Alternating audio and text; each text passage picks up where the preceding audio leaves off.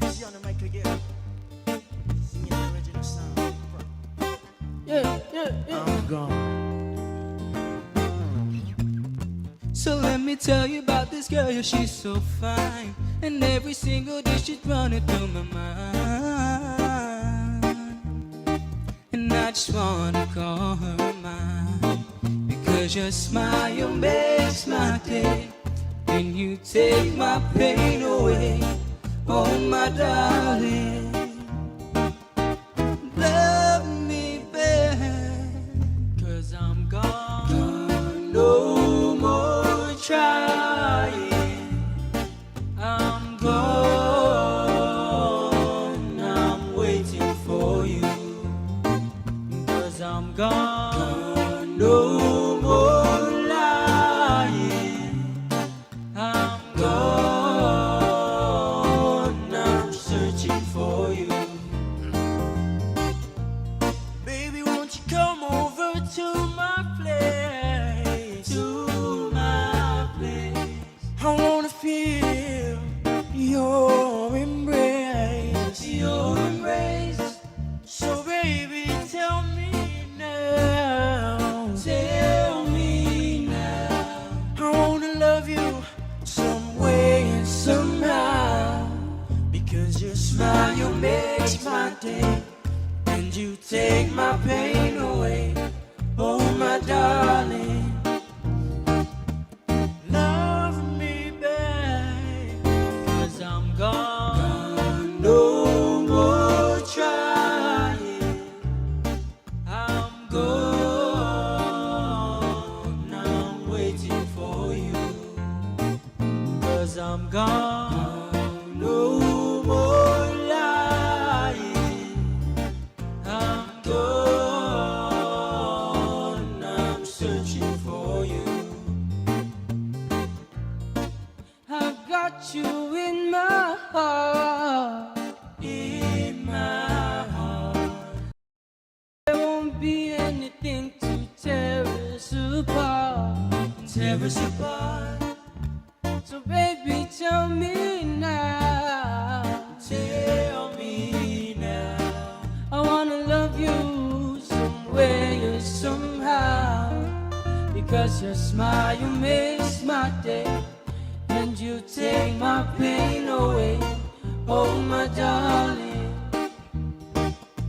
love me back. Cause I'm gone, No more trying. I'm Gone, I'm waiting for you. Cause I'm gone, No more lying. I'm Gone, I'm searching for you. Cause I'm gone, No more trying. I'm Gone, I'm waiting for you. Cause I'm gone, No more lying. I'm Gone, I'm searching for you. Kau sinja uli di sombrancelten meg et zu ite saluda antes di niga Radzaudzan melek estredzes durante in todo in memu a nogi distancia como gupugi palu Zaniman malak guafi con una sughiairi preba tu la noci banderata gaigi, pues atan fanny bandera, kau esta pagua pumalapa,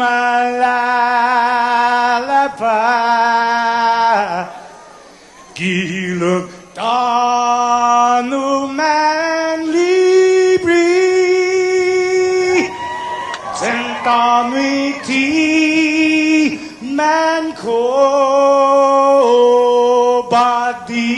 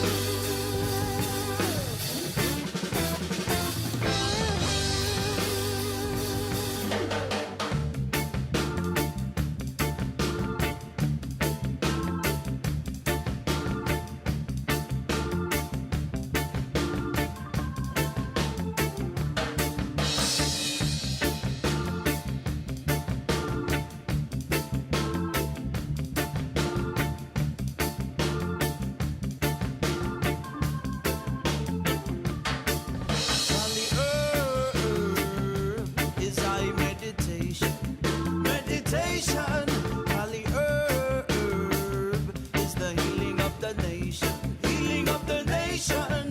Cali herb, yes it calm me nerves, calm me. Cali herb is the healing of the nation, healing of the nation. It brings peace and upness. Let I really ease all my stress out of this. See ignorant, foolish negativity, I don't need it. It's not for me. So blaze up the ganja and let it burn. Let it burn. Yeah, yeah, yeah, yeah, yeah, yeah, yeah. Blaze up the ganja and let it burn. Let it burn. Again. Blaze up the ganja and let it burn. Let it burn. Whoa, whoa, whoa, whoa, whoa, whoa, whoa. Blaze up the ganja and let it burn. Let it burn. Since Amelia, Cali herb is I meditation. Meditation, Cali herb is the healing of the nation. Healing of the nation, Cali herb. Yes, it calm me nerves. Calm me. Cali herb is the healing of the nation. Healing of the nation. If you're feeling irate, let me see a light. And if you know you want to change, let me see the fire. Respect to learn to love each other each and every day. We are burn Babylon, moves the day.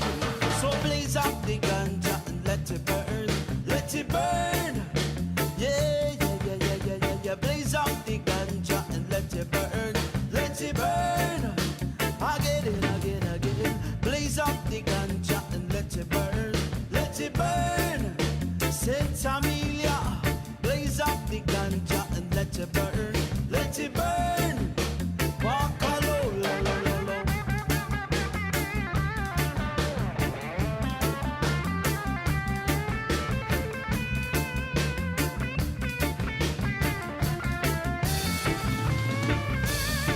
It brings peace and upness. Let I release all my stress out of this. See ignorant, foolish negativity, I don't need it. It's not for me. So blaze up the ganja and let it burn. Let it burn. Yeah, yeah, yeah, yeah, yeah, yeah, yeah. Blaze up the ganja and let it burn. Let it burn. Again. Blaze up the ganja and let it burn. Let it burn. Saint Amelia, blaze up the ganja and let it burn. Let it burn. Bakalolo, if you're feeling irate, let me see a light. If you know you want to change, let me see the fire. Respect to learn to love each other each and every day. We are burn Babylon, moves the day. So blaze up the ganja and let it burn. Let it burn. Again. Blaze up the ganja and let it burn. Let it burn. Whoa. Blaze up the ganja and let it burn. Let it burn. Saint Amelia, blaze up the ganja and let it burn. Let it burn. Akalolo, Cali herb is I meditation. Meditation, Cali herb is the healing of the nation. Healing of the nation, Cali herb. Yes, it calm me nerves. Calm me. Cali herb is the healing of the nation. Healing of the nation.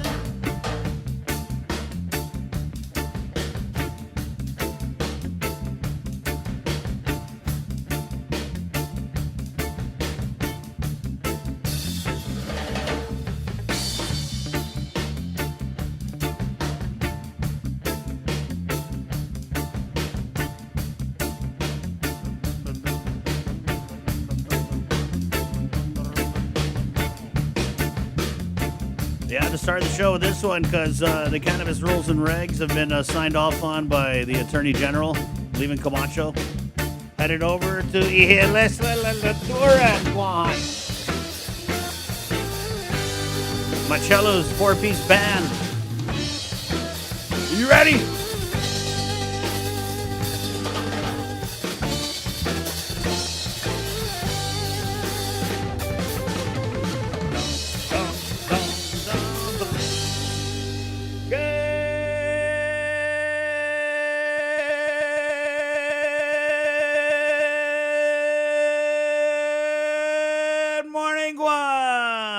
morning, Joe, sir. All right, it's Thursday, February 24th. This more like it. The month is going by fast, not like January. January lasted 5 years, right? This February is just like, boom. Good morning. Good morning, Facebook Live. Good morning, The Breeze. We're KUAM FM, Agotnia, Guam. To our listeners from Molessu, where it might be a little bit staticky, all the way up to the northernmost reaches of Guam and Jigo. Good morning on you, Kahula. Wipe away the mugo. Give me a call, baby doll or baby sir. 671-637-0094. Let's just get right into it. We had a gentleman on the line calling about the monoclonal antibody treatment clinic. Sir, good morning and thanks for joining us. Yes, good morning. Thank you. So can we just start? What's your situation? Are you COVID positive? Okay, my wife tested positive yesterday. Okay. She did get the referral from our physician. Right.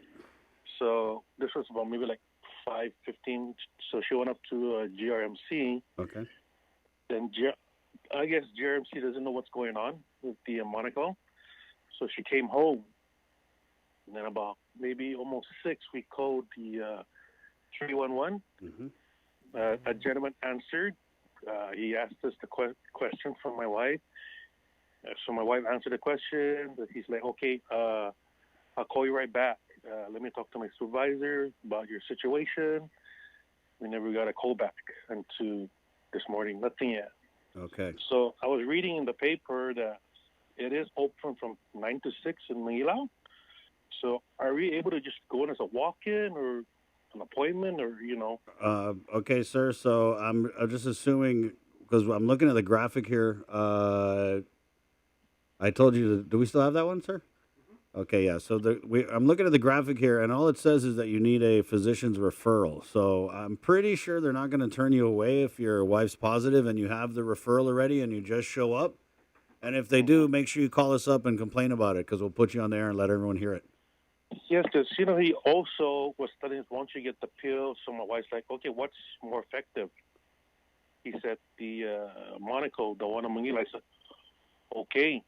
And that's when he said, okay, I'll call you back to find out what's going on. And yeah, he never called back. So right now my wife couldn't sleep, because she's got the cough, congestion. Sorry to hear that, sir.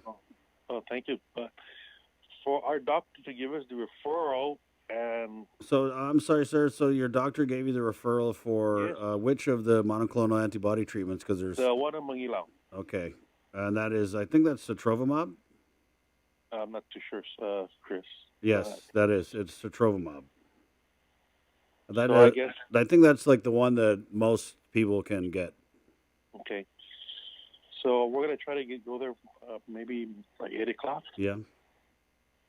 So we'll see what happens. Yeah, let me know, sir. Call back and let me know. But I'm looking at the graphic here, and there's nothing about appointments. So, I mean, if I was you, I'd just show up. And we're trying to save lives here, right? So I don't think they're going to turn you away. How's it been, though, with the wife popping positive? Have you guys been able to isolate at the house? Can you tell us about it? Yes, we isolated. My wife's in the room. I'm sleeping in my son's room. And right now I can hear her coughing. I know she couldn't sleep the whole night. Wow. But I couldn't do anything. I can't go inside. So we just communicate through our cell phone what she needs. Wow. And what have you been giving her, sir? I gave her like orange juice, Tylenol. Yeah. Yeah, because, she lost her sister in 2020. Okay. Sorry to hear that, sir. So, it's kind of hard, so I just hope she's okay.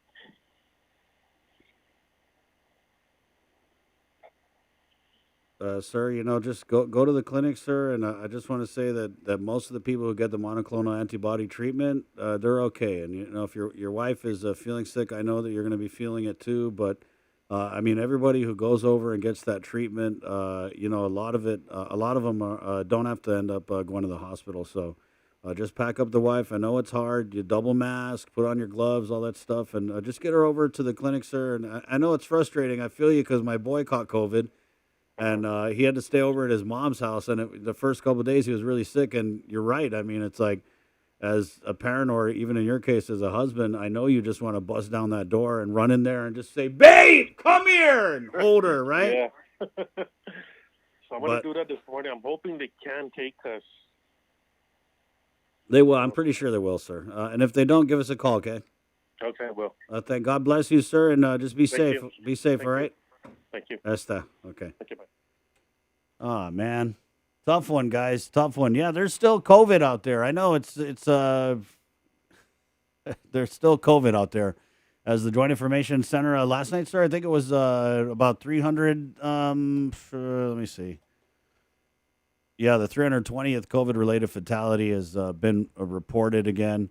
An 82-year-old man. Man, you know, that is just heartbreaking, guys. Everybody who's dying, they're all manumku. It breaks my heart. I can never get used to it. I don't care. I mean, 320 people, and I'm not saying that we should get used to it, but every time I see these numbers and every time I see Crystal Pacos and Augustine send this Joint Information Center release, and you know how on WhatsApp you can see the first couple lines of what the message is about, and if I see something with a fatality there, it always takes me a little bit to open it. And it was an 82-year-old man that the Joint Information Center reported was our 320th COVID-related fatality. The man had underlying health conditions and was unvaccinated. He died at the U.S. Naval Hospital. Of course, there was a statement from Governor Lulian Guerrero. Also last night, the JIC reported 349 new COVID cases out of 1,124 tests analyzed. You know, usually Jason Solis would be in here crunching the numbers, sir. I don't know how good you are at math, but this is a really this has turned into a remedial math morning show, sir. Unless you're like a closet genius. No? Okay, he's not. So let's see here. 349 cases divided by 1124. Yeah, so that's a positivity rate of 31. Insane 31% here, guys. Is the cases, you know, obviously the stealth variant of Omicron. Public Health got back a bunch of samples from Hawaii, and we do have the Omicron 2.0. And they're saying that's the one that's more contagious. But really, it's just, to me, I just can't even. It is what it is, I know. But going on 2 months here, and we've had a very staggering number of COVID-related fatalities in this year alone. And I feel like it's very hard for us as a community, right? And we hear the rhetoric, the talk about, you know, we need to live our lives. We need to return to normal. I mean, we just had former Governor Camacho, Senator Tony-Ada, a big part of their unveiling, if you will, was they were talking about a return to normalcy, about, you know, these mandates that we're living under and how they've caused division. But I just feel like we can't really move forward if we still have 1 foot in this COVID-19 pandemic. And that's, I mean, I feel like we're really trying to move forward with everything. But, I mean, the cases, triple digits, we're still upwards of like, you know, 350, 400 cases being reported. That positivity rate, it's just insane. Yeah, we're in a pandemic. It's 6:30, Thursday, February 24th, 2022. Here's who's coming on the show this morning. Good morning on you. We are getting former Governor Felix Camacho, Senator Tony-Ada, the Camacho-Ada team. And I think they're coming with the Republican Party chair. I did put out the ask to Governor Lulian Guerrero for her and Lieutenant Governor Josh Tenorio to jump on the link this morning. We'll see if that happens, but if they don't, we're going to get the Democratic Party chairman, Mr. Tony Babauta, to come on, and that's always a fun discussion. And then we'll bring a bunch of our buddies here, some folks from our segment called The After Party that you might be familiar with. We've had it the last few different elections. This is just a little impromptu breakfast talk this morning, where we get my buddy Will Parkinson, Beauty Camacho's committed. I sent out a bunch of invites for our Zoom room. So just to talk about this election and the face-off, if you will. And it's not complete yet. You know, a lot of people are saying Congressman San Nicolas, they're anticipating an announcement from him. He did have something that was released yesterday. He's working on compact impact, and I think there's a bill that he's going to introduce in collaboration with the Hawaii congressman, and I think there was another one. It's in the news. We'll get to that in a sec. Okay, and so that's what's going on. And then we also have Senator Clint Rogel as we open the show here. It's high time, pun totally intended. The Attorney General has signed off on the cannabis rules and regulations, and they're going to go over to the legislature for 90 days. And I'm a little iffy on exactly what the legislature can do with them. I know they can have a public hearing, and then the public can testify on any, I want to say changes. But we'll get the senator in, Senator Rogel. This is his baby, and so we'll talk to him about exactly what the legislature can do with these rules and regs and how long he anticipates them being passed once and for all. And that's coming up. Also, Mary Rhodes, there was an announcement from the administration, the Leon Guerrero Tenorio administration, that they have committed $5 million more into the LEAP program, which, of course, is the assistance program for businesses that have been struggling during the pandemic. That's what's going on. The show's brought to you by Calvo Enterprises, IT&E, Jack in the Box. This morning, it is Thursday, February 24th. Facebook Live, good morning. Good morning. Let's see what we got here in the comments. Thank you guys for watching, by the way. We're also on the radio. Good morning. Here we go. Liz Agagi. Good morning on you, Liz Agagi. She's listening from Hawaii. We had a new one. I think it was Tina Nelson had joined the show this morning. Good morning, Tina. Thanks for joining us. Glenn, good morning on you. We're getting Glenn on. There's a new episode of the Hot for Days Up podcast with Glenn and Josh, and they're coming on Monday, as we'll drop that episode next week on the KUAM Podcast Network. It is 6:32. Chris Agagi, good morning on you, Chris. Thank you. Our Facebook Live, Mama Bear, Debbie Davis, thanks for checking in. Jerome Kanata, good morning. Rosemary Laguardia, good morning. We're getting a lot of prayer emojis, of course, for the 320th COVID-related fatality. An 82-year-old Bihu, a Manumku gentleman, sadly lost his life, and it is tragic. Glenn Lujan comments in relative to our caller we had earlier. If you can use a humidifier in a room and put half and half hydrogen peroxide purified water, put it in your room, too. There you go. The humidifier hacks from F. Glenn Lujan. Chris Cave, good morning. Catherine St. Nicholas comments, my heart goes out to this caller, the husband whose wife has COVID. Yeah, that was very emotional. As you saw, he kind of broke down a little bit there, and that's how we started the show this morning. Chris Agagi, vaporizer with Vicks also is good. I'm surprised. I think there's a little Vicks in the vaccine. Right, sir? Maybe it's like 3% Vicks.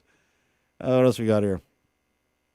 Ignacia Piteg. Good morning, Ignacia. Thank you. I haven't seen you around here before. Who's your mom? Leslie St. Nicholas, good morning on you. Thank you. Shauna Flores, good morning. Rosemary Laguardia, of course, a valued Link listener. Good morning.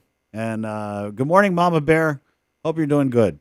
Thank you, guys. Viva Golto, good morning. Gary Cooper comments in, for those who trivialize COVID, listen to the caller. The fear is real. Okay. Thank you. Thank you for that, Gary. Shauna Flores, COVID is dead serious, so everyone out there, please be safe. Marcy, thank you for joining us. She wanted to comment in here. Chris just wanted to share a long story short. A family member was taken to GMH for stomach pain and was tested for COVID. The result was positive. The doctor informed her all tests were normal and that the cause for her pain can be blamed on COVID and to go home and quarantine for 5 days. She was not referred for any other treatment. She had no known COVID symptoms but stomach pains, and yet blames it as COVID. Okay. Mafe Calanta de Vera. Good morning, Chris. Good morning on you. Are you new? Haven't seen you here. Peter Seguenza. Good morning, Chris. Thank you, guys. Good morning, everyone. Reese Bora, thanks for joining us. John Whalen, good morning on you. Hi. Thank you. Facebook Live. We're also on YouTube Live. Yes, we are on YouTube Live, and you can do the casting thing. You can half cast. In this show, since I'm mestizo, you can half cast the show on me with the YouTube. You can put it up on the TV. Ask your kids how to do it if you don't know how to do it, okay? And then we're also, for my woke fam, my activist fam on Twitter, we are Twittering hard right now. We're Twittering live, right? We're live on Twitter. Yes. are we? I think we are. I don't know if Joester knows how to work the Twitter, but we'll figure it out, guys. Good morning. It's 6:36. Let's go ahead and get into the news here. Our first look at news with the KUAM news team. Good morning. It is February 24th, 2022. Again, our first look at news right here on the link. Buenas. I don't know if Joester knows how to work the Twitter, but we'll figure it out, guys. Good morning. It's 6:36. Let's go ahead and get into the news here. Our first look at news with the KUAM news team. This news update is brought to you by Pacific Points. Do more, get more. Hafa-day, I'm Hannah Devonzo, and here are your headlines on the link. More than $50 million cash flow windfall that lawmakers were counting on for a variety of spending bills is no longer available to them. Now they're scraping around for other ways to fund their appropriation measures. Nestor Lecanto reports. It used to be that the earned income tax credit paid to low-wage earners was an unfunded federal mandate paid straight from the local general fund. But under last year's American Rescue Plan, the feds finally agreed to reimburse Gov Guam. That set off a flurry of funding bills using the EITC as a source, including annual appropriations for the construction of a new hospital and prison. But Budget Director Lester Carlson confirmed Tuesday that Reventax has been advised that reimbursement for FY 2021 EITC will come in the form of an advance to be set aside only for EITC payments. So all those EITC bills? We're basically telling you guys today you can't do that. But the first bill up for Wednesday's session was a $250,000 appropriation for the Guam Unique Merchandise and Arts Program. Senator Joanne Brown. It's taken us this long to find out from the administration very clearly yesterday that obviously the funding source that was originally being looked at is not available. And it's not available for this legislature to appropriate. And there's, $121 million worth of legislation that has been introduced to include this bill. And so as they must pivot on the funding, it's not clear where it will come from. Senator Tello Taitigui. So what's left is 2021 general fund unappropriated revenues that hasn't even been audited. And here this body is making a decision to start appropriating funds that have not even been audited yet.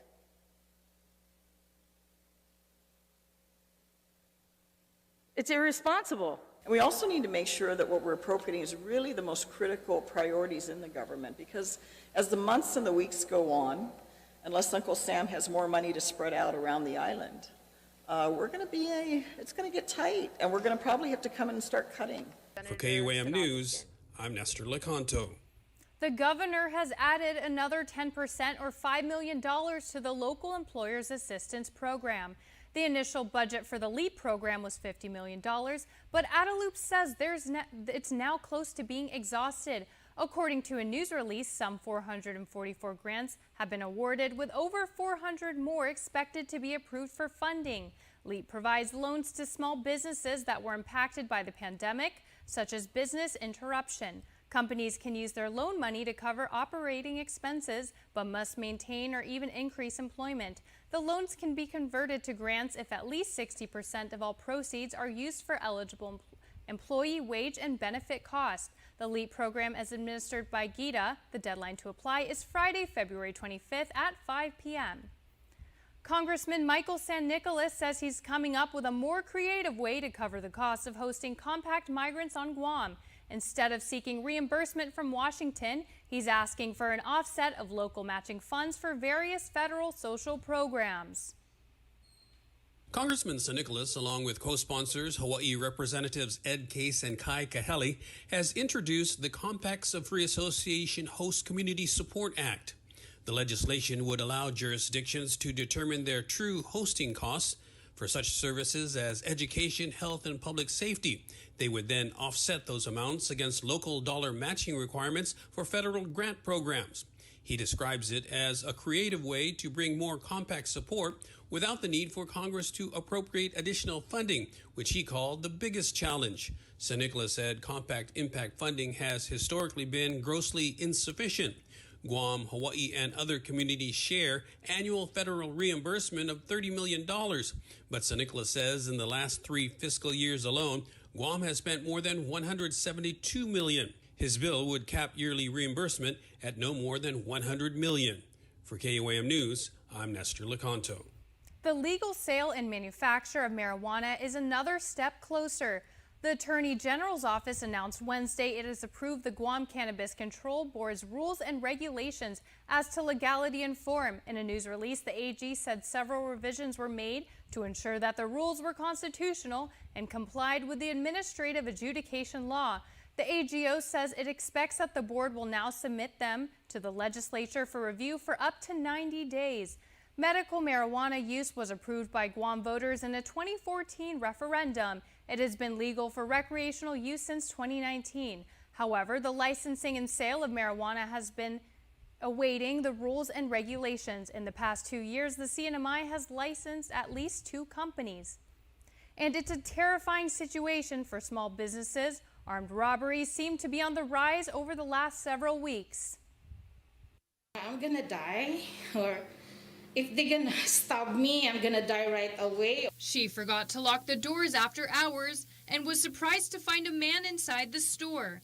Owner of Naomi Bakery in Jigo, Ethel Benitez, recalls the moment she was threatened with a machete. I was shocked. I said, oh, I goes like that because he was there. He was in the side.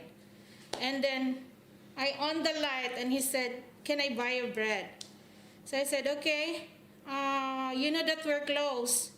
I told him, you know that we're closed, but I need bread. Then all of a sudden, he just like go over there, pointing another bread. Then when I give the bread and goes like that, he goes, I thought he's gonna get the drinks because the drink is right there.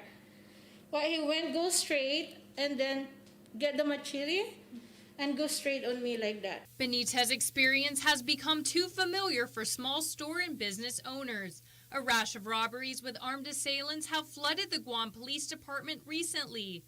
While Benitez's life was threatened with a machete, others encountered handguns and even a hammer. These include Z Market in Harmon, Dedido Retail, Fatima Mobile in Dedido, Charlie Ray Market, and Route 8 Mini Market in Barrigada. Benitez was cooperative as the man threatened her and took a week's worth of money from the cash register, along with her purse, wallet, and cell phone. You need to shut up or else I'm gonna kill you.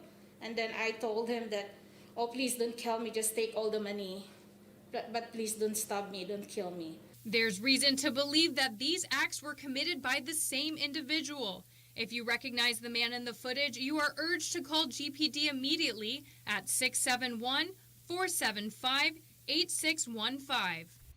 It's becoming a game of political ping pong that could give you whiplash. Over in the CNMI, the House and Senate are at great odds over how to fulfill Governor Ralph Torres' promise of bonuses for the retirees. Tomas Manglutnia has more from Saipan. Lawmakers are at a crossroad. Clerk, with all 20 members voting yes, the motion by the floor leader to reject and move to conference committee hereby passes. A unanimous vote to reject the Senate's proposal to give Governor Torres 100% reprogramming authority to fund his promise of paying retirees a bonus, which the Senate doubled from $500 to $1,000. The total cost would be $2.6 million. At issue, the when, what, and how to make that happen. Now we want to give him 100% reprogramming authority. I don't believe that's appropriate, and I don't support that. We are awaiting his impeachment trial in the Senate. It has resulted in what seems to be a game of political ping pong, as some lawmakers question if the governor can play fair. We wholeheartedly support giving our retirees a $1,000 bonus, but we do not and cannot give Governor Torres 100% reprogramming authority, especially after we just impeached him. Now 3 lawmakers from both the Senate and the House will convene to negotiate. Raising the governor's 25% reprogramming authority is the core issue. Secretary of Finance David Attilig weighed in at a Ways and Means meeting last week. We can reprogram within the 25% that the governor has, but we, according to the AG, we could not do it because there's no program. There's no retirement program account that we can reprogram money to. The House proposed creating a business unit to address that gap. The ball now lands in both the House and Senate's court. Tomas Manglotnia for KUAM News on Saipan. The CNMI House of Representatives are also waiting for the Senate to take action on their proposal for a new round of local stimulus payments of $500 per resident and per dependent introduced by Representative Tina Sablan, which uses ARPA funds. And they are one step closer to being able to receive ethics complaints from the public. That's according to Guam Ethics Commission Executive Director Jesse Kanga. He says the Commission's legal counsel has completed its review of complaint forms. The Commission procured the McDonald Law Firm as its counsel, and Kanga adds counsel is also working confidentially and disclosure agreements for staff that will handle submitted complaints. Kanga anticipates after a staff training next week that the body will finally be ready to accept ethics complaints forms from people of Guam. Several members of the public who wanted to make complaints were turned away because the Commission hadn't adopted a formal complaint process. For more news, go to KUM.com, and we'll see you tonight on Primetime.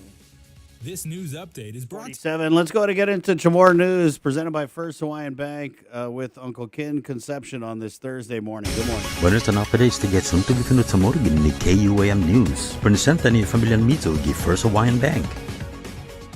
Introducing Delegado Michael Nicholas in Otusiana representative in Hawaii as the Compact of Free Association Hosts Community Support Act. Esta na legislación sa sempre as lugar siya ni amendment to compact sa maninay lugar para madetermina do putsi dinanti na gasto para edukasyon, salud dan seguridad. Después sempre adyo na gasto so manasabi para ma-offset y inimagine na slapi gobernment tungwahan ni manesisita ni federal ni masyahafa na klaseng grant ginensiha. Ilangya si Nicholas na sen mo legjan nuevo esta na legislación para nafatto mas ni compact sino ma-appropriate ni Kongreso ng Amerika no sen maput matogwi. Asangan mas nahaga sa sentak papay sa lapi compact ni mafatugin ni federal. Guahan na wais ang otusya na komunidad sa manaapat ni sa lapi compact gin ni federal no 30 milyon pesos sa kada sakan. No ileg na gimapos na 3 anos na tempo. Guahan na may sa magagasta mas ki 162 milyon pesos kada sakan. Este na legislasyon sa series tahulog gi 100 milyon pesos na reimbursement kada sakan. Gimas Masiyo di tempo na sinya man ma-receive complaint ethics gin ni publiko Guam Ethics na Komisyon sigon ni Direktor Guihi Jesse Kenga. Ilegyan na dyan legal counsel sa istana funadan rumibisita as CCI form para complaint. Komisyon sa maadzi ki McDonald Law Firm para dyan counsel daling si Kenga na esta mafatututsu as confidentiality and disclosure agreements ni para inisgay ni dyan staff tayo mano marekla imasabimiti siya na complaint. Haatan si Kenga no fan ma-train engineer staff gi otu semana the sempre komisyon manlisto después para fan ma-receive complaint gin ni tawtawguahan. Ba siya na tawtawagan ni man malagwa man complaint sa man ma-renew siya sa tima-adapta ni komisyon ni footmat na reglamentong complaint. Yuto mo na sunto gifinot sa moro para pagod na webes gin ni KUAM News. 4 na kandidatong Republican sa matuli paketin niya mentre sa sigogon mo nagwi Decision 22 na tempo ng eleksyon. Sigon ni Committee to Draft gi Guam Election Commission ipaketi siya ni matuli sa paraygin ng Senadora Luis Muña, si Jessica Barrett, si James Turbio, dan si Amanda Blas no gini kandidato para senadora dan membro ni Cabinet Administrasyon Calvo, todo sa malalago para legislatura. Ipamalo ni matuli esta ipaketin niya sa Silyong Raro Tenore na administrasyon na ni Camacho-Ada na team para ikarerang gobyerno. Imatatatsong na inadad abogadong Guam si Leven Camacho dyan iginin inadad abogado Doug Moylan sa esta matuli loke paketin niya para adyo na posisyon. Gimas talo Democrat na Senadora Telina Nelson dyan Republican na Senador Jim Moylan sa matuli loke paketin niya para kandidatong delegado para Kongreso ng Estados Unidos. Para Guam News Network, Guam Sikin Conception. Yasuto gifinut sa moro sa presenta sa ninafatto ni Familia Mizo gi First Hawaiian Bank. Say hello to the First Hawaiian Bank mobile app, where you get smart insights into your finances so you can make smart decisions with your money. With a daily personalized feed, you can compare your monthly income to spending. That's better. Discover where your money is actually going. You might be surprised. See what's essential and what isn't. The more you use the app, the smarter it gets. With insights from the First Hawaiian Bank mobile app, it all starts with yes.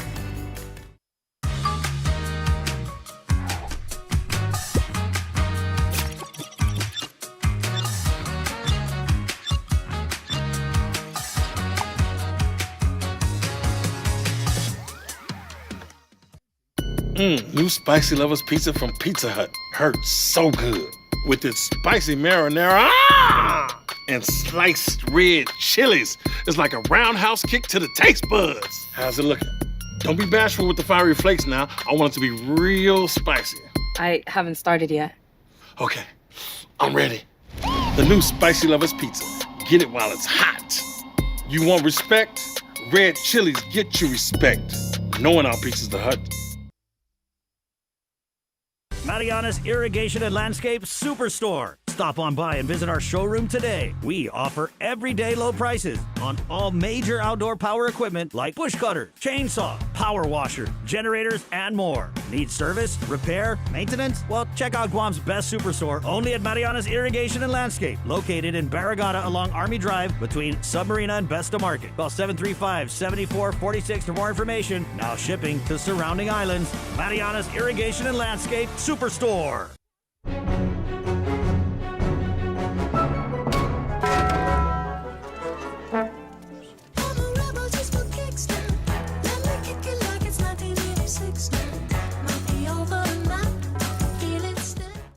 GU Self-Storage, conveniently located near the Harmon McDonald's. We offer affordable rates, online payments, and auto bill pay for your convenience. Plus gate access daily from 6 a.m. to 9 p.m. Call us today at 648-7867 for more information. The relationship between Guam and Manila, Philippines is undeniable as we share similar cultural traditions, history, and heritage. With generations of Filipinos calling Guam home, KUAM presents a monthly look at the capital city featuring in-depth and engaging interviews on everything from medical tourism to new business and government leaders. Veteran newscaster Nestor Lecanto delivers Beyond Our Borders. This special program is brought to you by KFC and the Medical City, where patients are partners. Let us know what's up on our KOM News WhatsApp tip line at 671-727-0094. Share information about what's happening in your town, on Guam or the CNMI, and what you want us to know. Reach us on WhatsApp at 671-727-0094.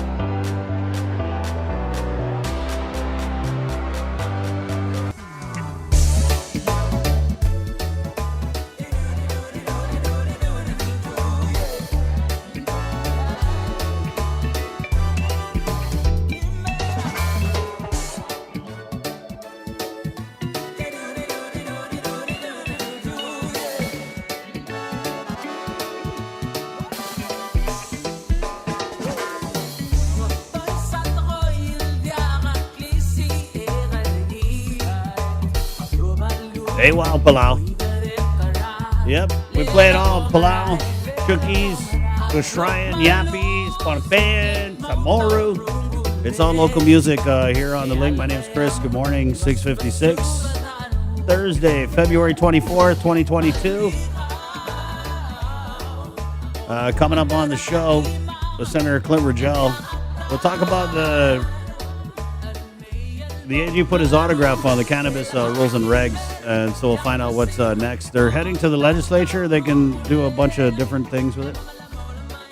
Good morning, 6:56. Before we get to our next guest, I wanted to kind of talk about this very tragic news, sir. But I'm a big fan of Oriental Kitchen, and it didn't make the news because this happened shortly before midnight. Last night, right? Oriental Kitchen, the popular Mingilao. It's a choice place, 1 choice, 2 choice, 3 choice. And according to the Guam Fire Department, let me see here, because I'm on the chat. 1 choice, yes. 2 choice. And the guy's name was Mr. Choi from back in the day. Right? I'm serious. You don't even write this stuff. Yeah, really our prayers going out to the employees and the staff there at Oriental Kitchen and Mingilao. According to the Guam Fire Department chat, an explosion was reported by surrounding neighbors. However, it's undetermined whether it was the explosion that caused the fire or it was the result of the fire. Investigation will continue this morning, so they might be on the scene there already in Mingilao at Oriental Kitchen where, that's the video we're playing here, guys, for our Facebook Live audience. Thank you, Joe, sir, for getting that up. The home of what I believe is one of the top fried chickens on this island, right? Pretty good stuff. Also, their chopsteak, chef's kiss. All right, you are missed, Oriental Kitchen. 6:58. We'll get into the KUAM News Zoom room right now, where we have, we have Camacho-Ada, the team, and then they're flanked here by the Republican Party Chair Juan Carlos Benitez and past Party Chair Phil Flores, former Governor Felix Camacho, Senator Tony Ada. They are Camacho-Ada. The announcement was a couple days ago, and I guess we'll just jump right in. Good morning. Good morning, everyone. We'll just jump right in. I guess, Gov, if we could start with you. So you made the announcement a couple days ago. I'm pretty sure the last 48 hours have been a wild ride for the Camacho-Ada team. Care to share the details with us? Yes, it's things have moved very quickly. Senator Tony Ada will let you know that it was just this past Saturday that he agreed to come on board and stand by me and form the team of Camacho-Ada. Made our announcement on Tuesday, and here we are on your show. So it's been a whirlwind of activity, and certainly we have several months ahead of us, but in politics, that's a very short time. So it has been very exciting, and things are moving very quickly. I kind of wanted to start with we had a story in the news about a string of robberies, right? And the issue of crime, which I know you didn't really touch on in your announcement, right? Because I know we're focusing on the announcement, but just if I could get the team's thoughts on just the state of the island concerning crime, right? Because it just seems like there's just a lot of things going on, and I don't know if you agree with the assessment, but I feel like a lot of people out there just don't feel safe in 2022. Yeah, I think you're absolutely right, Chris. I think what has happened is that in these past 2 years, crime has gone up, and unfortunately, the counter to that has not been strong enough. And then when I say the counter to that, I mean, we don't have enough police officers on the force to go out there and keep peace within the community. And within the judicial system, we seem to have this recidivism. So those that were caught eventually are, let go back out into the community again to recommit a crime. So we need to see how we can strengthen these policies that are in place to ensure that, if they're caught, then they stay in confinement until they go to court. I mean, something has to be done, and it's these repeat offenders that continue to do it because they know when they get caught, they're just going to be let out into the community again. Yeah. When this administration came in, they closed the Mangania task force, And we went from around 400 police officers to right now we're looking around 250 police officers. And it's sort of sad that it took them 3.5 years to realize that this was going on, and now they're going into increasing the salary of the police officers. They should have done early on, and then come in and try to do recruitment now. You know, there's a requirement to recruit yearly. That should have been going on yearly, and if there was an issue, we should address it immediately, at the very least, the next year. Governor Camacho, because I know that they did recruit officers, and then we had a whole pandemic. So how would you respond to the maybe the train of thought that, yeah, we're in a pandemic and we were hiring officers and we do have a bunch of new recruits now? Do you think that, do you agree with Senator Ada that I guess the response and the effort hasn't been maybe what you'd like it to be? There's always been a shortage of police officers and all the required and necessary tools, and they need to be well equipped to do their job. But I think the problem is more, it's systemic in that, and we need to really look at what's happening to the lives of our people out there in the community. I think a lot of our young people, and not only young, not only high school, but even professionals, the crime, if you look at what's happening with our youth, but drugs is a huge problem. The price of ice, methamphetamines, it's really low, which shows that in the supply chain, supply and demand, if there is an abundance of that on our streets, it drives the price down. And so many lives have been ruined. There's not one family on Guam that has not been affected by one of their members that has fallen into the use of drugs and addiction and all the problems, the resulting problems from there. And so many of these, I think those that cannot afford the drugs, it causes them to go out, to rob, to steal. And not only that, but crimes have become violent. There are so many violent crimes right now in our community, and the people are hurting. Everyone is sick and tired of this, and we have to find a way, and it has to be a holistic, systemic approach, because the government can do so much, but we need to work even with our federal officials and crack down on this thing. So that's just one of the root causes, but the isolation, the depression, the number of suicides that are not being provided, or at least publicly, the community is really hurting, and people are crying out, and we need to do something very quickly. The governor's got, in this current term, another less than a year to go. I know that they're recruiting, but by the time they're trained and qualified and certified, her term is over.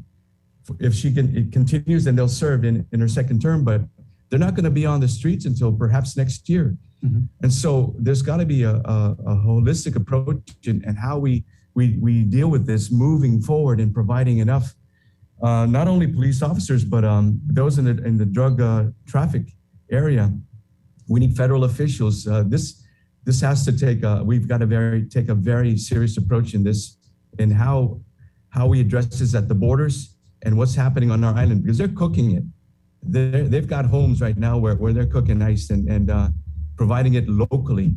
So we know that's the situation out there. Gov, when you talk about a holistic approach, right, and I see the administration, they're making moves on the recovery front, right? But as the party chair Juanan mentioned, the dismantling of the Mandania Drug Task Force, I kind of feel like I get it that we definitely need these recovery options, and our people need the ability to seek treatment, right here on this island, but does all that matter if we're not going after the very people, the big drug dealers that like a Mandania Drug Task Force would normally target? And I guess if elected, would you reinstitute kind of like a Mandania-ish type of task force to fill the gap? I was talking to a top official out of the CNMI I just met over the weekend, and I asked him, what have you done in the Northern Marianas? And he says, in every port of entry, at the post office, at the Port Authority, we have a presence, and we have equipment, and we scan. We're able to intercept and catch it at the entry level and then go after those that are there. I know that there's certain restrictions that we have here on Guam as it relates to even the post office, because it's coming in via the mail. It's coming in via the Port Authority of Guam. So we need to engage and establish protocols and ways to work with the federal officials to give us the authority to catch it as it comes in. Because once it slips out, even that prosecution and how the prosecutors with the AG's office would have to prosecute these guys, the evidence and all that's required is really, really, really difficult. And so when I say holistic, systemic, we've got to work with our court system, we've got to work with the postal officials, we've got to work with the Port Authority, and we've got to strengthen our laws that give our law enforcement authorities and those that are responsible in intercepting it to go after it at the source before it gets out into the community, and then officially prosecute those that are there. We do need to go in and really take a serious approach at what's happening here locally. Chris, you know as well as I do that the drug ring here is very, very strong. They're very, very intimidating. They're very intimidating to many people out there. But it is a plight, it is a danger to our own citizens and our sons and daughters. You know, I was talking to a friend of mine who said, you may think that there's a certain profile of people that are addicted to drugs, but he says there are young men and women, professionals driving nice cars, dressed well, but they're seeking help because they're addicted, and it affects their marriages, it affects their relationships, it affects their families. The family unit itself has broken apart. The divorce rate is up. Domestic abuse is there. I think, Phil Flores, you mentioned to me once, you said, I can tell you and I can predict what the front page is going to say when I open the paper tomorrow. The first few pages, someone was beaten, someone was murdered, someone was abused, someone was arrested. The list goes on. It's very predictable. And it is a blight on our society, and people are hurting. And that's what we need to address. Governor, so would you reinstitute a Mandania-style task force to go after the big fish that are bringing in and dealing crystal methamphetamine on Guam? It certainly has to be an option. It certainly has to be an option, and it certainly has to be reviewed. What were the successes of it? What were the failures? How can we strengthen it? And what's going to be the end result? What's going to be the benefit of it? But if we're going to do it, it's got to be done with intention, and it's got to be very seriously approached, not only with the local law enforcement, but with our federal enforcement and with the courts. And then what do you do about it afterwards? Our Department of Mental Health and Substance Abuse is overwhelmed. There's got to be a way that we can bring in even the private sector. I'll tell you, I had a relative that was severely addicted to ice. Life is ruined. They had to ship him off on it to Hawaii for treatment. But after 2 years, he turned his life around. He's now married. He has a kid. He's fully employed, and has turned his life around. But it took a lot of money, and it took a lot of dedication and commitment on his part that he's going to hold up his end of the bargain, because many have gone into treatment and have fallen short. But we've got to bring in those type of services in partnering with the private sector and treatment centers and officials, professionals, not just our mental health and substance abuse, which is overwhelmed, to give the treatment to these people and restore them and revive them and give them life. I wanted to switch gears here. It might get a little awkward, but right after your press conference on Tuesday, the Democratic Party of Guam fired up the press release machine, and they issued a statement relative to the Republican Party announcement, and the statement said that they look forward to the race. Here you go. We welcome the opportunity in the months ahead to remind the electorate that Mr. Camacho's time in office was both unremarkable and unmemorable, and that his final action as the island's chief executive was to rename Guam to Guahan, much like his record in office. Our island is also forgotten as well. The Democratic Party of Guam statement continued. The Camacho administration chose to take away people's tax refunds instead of helping them, put Guam into debt instead of erasing it, and was sued for not providing the tax credits to low and middle income workers. We anticipate the new Camacho campaign will want to rewrite their record, and we think that's a good strategy, but not a winning one. Ouch. So just if we could get your response, Gov. A typical response. Smoke and mirrors. What's happening is they are the incumbents right now. And so they try and bring up my record and say, look at Camacho. But they don't want you to look at them. They don't want the people of Guam to look at their record. What have they done in 3.5 years? It's a referendum on their performance. And the question is, do the people of Guam want Lou and Josh for another 4 years? Or are they willing to go with another leader? And let me remind you of this. There may be a primary election on the Democratic side. If Mike Nicholas steps forward and says, I'm going to take them on, I'm telling you, this guy's going to bring a fight. And instead of worrying about me right now, they better look behind their backs and see that there's a young man coming up within their own party that's going to take them on. Hey, Chris, if I may add to that, during the Camacho administration, he built 5 schools. Yeah. Here we are 3.5 years later in the current administration, and all the ribbon cutting they've been doing has been built by a Republican administration with the Calvo administration. So what their performance is today is they have not built a single structure to help our island and our people. They've been cutting a lot of ribbons that was built during the previous administration. So I think the governor is absolutely right in that his record, he's done a lot, and this is about them. So absolutely, they're going to try and turn the tables and say, what about Governor Camacho? And let me remind you, Lulian Guerrero was part of my administration as a member, board of directors for GMH. She helped us get accreditation. So how can she deny her accomplishments working with me, working with the board of directors up at the hospital and getting us accreditation? Thank you, Lou. Wow. And which she still has not achieved in her administration in the 3.5 years. I love history, because if we don't remember history, we're condemned to repeat it. Yeah. And reality is, when Governor Camacho took office, we had just had 2 typhoons and an earthquake. The federal government was conducting, and the FBI was conducting investigation and prosecutions against members of the cabinet of the prior administration. The matching by FEMA on federal programs was 50% because they no longer trusted us.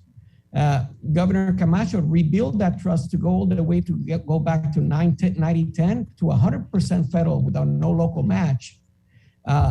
And as he stabilized the economy, we went from having Hanantaki under the prior administration, having no power and very little water for people to drink and eat. When he took over in January, he stabilized everything, created 5 schools. But not only that, created the Tinian High School to be the school, the Tinian High School, to be the school where the students were to go while they were fixing the next school. The idea was to continue to fix all the schools in Guam. You have a rotation system, so there's no school that's derelict and forgotten. We need to think about that strategy and that plan. The vision of all our students is to have a really good and respectable place to go to school that is safe and healthy for them. If they want to compare records, I'm more than glad to do it, because I lived through it. And I was here, and I saw the amazing work that he did. The signature projects were built on the base of the infrastructure and the improved relationship he created. And Governor Calvo was then able to create the Guam Museum and do some of the other signature efforts. But his main job and his focus was to get federal money and federal trust back on this island. And I don't think anybody could have done it better. Let's switch gears here. Governor Camacho, in the press conference, I know that you kind of had touched a little bit on the pandemic. You had said that fear was dividing the community. You talked about mandates dividing the community. You mentioned the mask. You mentioned the vaccine mandates. But when further pressed by media, I noticed that you didn't really take a firm stance or give an answer. And so I'm really just trying to contrast here, because I know that Republican-wise, a lot of Republican elected leaders are really calling for an end to these mandates, whether they be mask mandates or vaccine mandates. So just again, I want to ask, if elected, if these mandates are still in place, would you lift the mask mandate for Guam or the vaccine mandate, or just how would you change things up, the restrictions and the protocols that we're living under now? Well, certainly, as I mentioned, first of all, we're just in a month right now, February. I anticipate that the governor and lieutenant governor may begin to lift some of these things. But if they're still in place, I certainly would like to look at all the executive orders and look at this emergency declaration that we're still in after 2 years. And I believe that we need to remove and start dealing with these mandates that have been imposed upon the people of Guam. The people of Guam are tired of this. They want to be given the choice. The business establishments would like to, using proper protocol and science, as they want to call it, make the decisions on how they want to allow or treat their customers. But I certainly am looking forward to it, that if it is still in place, I would give serious consideration to lifting the mask mandates, to dealing with and eliminating these vaccine requirements, and let the people with their physicians make the choice on whether they want to be vaccinated or not, and stop this division that if one is vaccinated and one is not, that they can or cannot enter an establishment, that they can or cannot gather together as families. As I said earlier, that we have been separated for far too long, and the social ills that are there are evident. People are sick and tired of living under this government control and the fear mongering that says, you let us, you follow, you obey, you comply, you do what we say. And if you do so, we'll take care of you. Big government cannot continue to take care of our people. And we need to live, we need our freedoms, we need our liberties reestablished, and we need to take government out of the lives of our people in trying to control what we say, where we go, what we do. I wanted to, while we're on the pandemic, your administration wrote the pandemic response plan, Governor, and I know procurement has been a big issue during this pandemic. I guess just your thoughts on those two issues. Yeah, I think back then it was with the avian bird flu. There may have been some other issue that came up, and it was established working with public health, then to establish the proper protocols. What the governor has done from then on, did they take it and amend it? Did they implement it? I'm not too sure how they handled it, but certainly they have used, I think they followed the mandates. They followed the narrative. They followed everything the Biden administration has implemented, and most of the blue states in the United States of America. So Guam has followed their lead. But I think we can look at the success stories of other states that have done well in allowing their people to live freely and businesses to flourish and their economies to thrive. So we need to look at success stories in the United States and see how that can apply to Guam too. There's lessons to be learned. Maybe for Senator Ada here, just your comments on this EITC nightmare. I was talking with Senator Joanne Brown yesterday, and she said that this is an indication that the finances aren't as rosy as the administration is painting. And so just long story short, we had this EITC money. They did a bunch of bills earmarking these funds for different pet projects.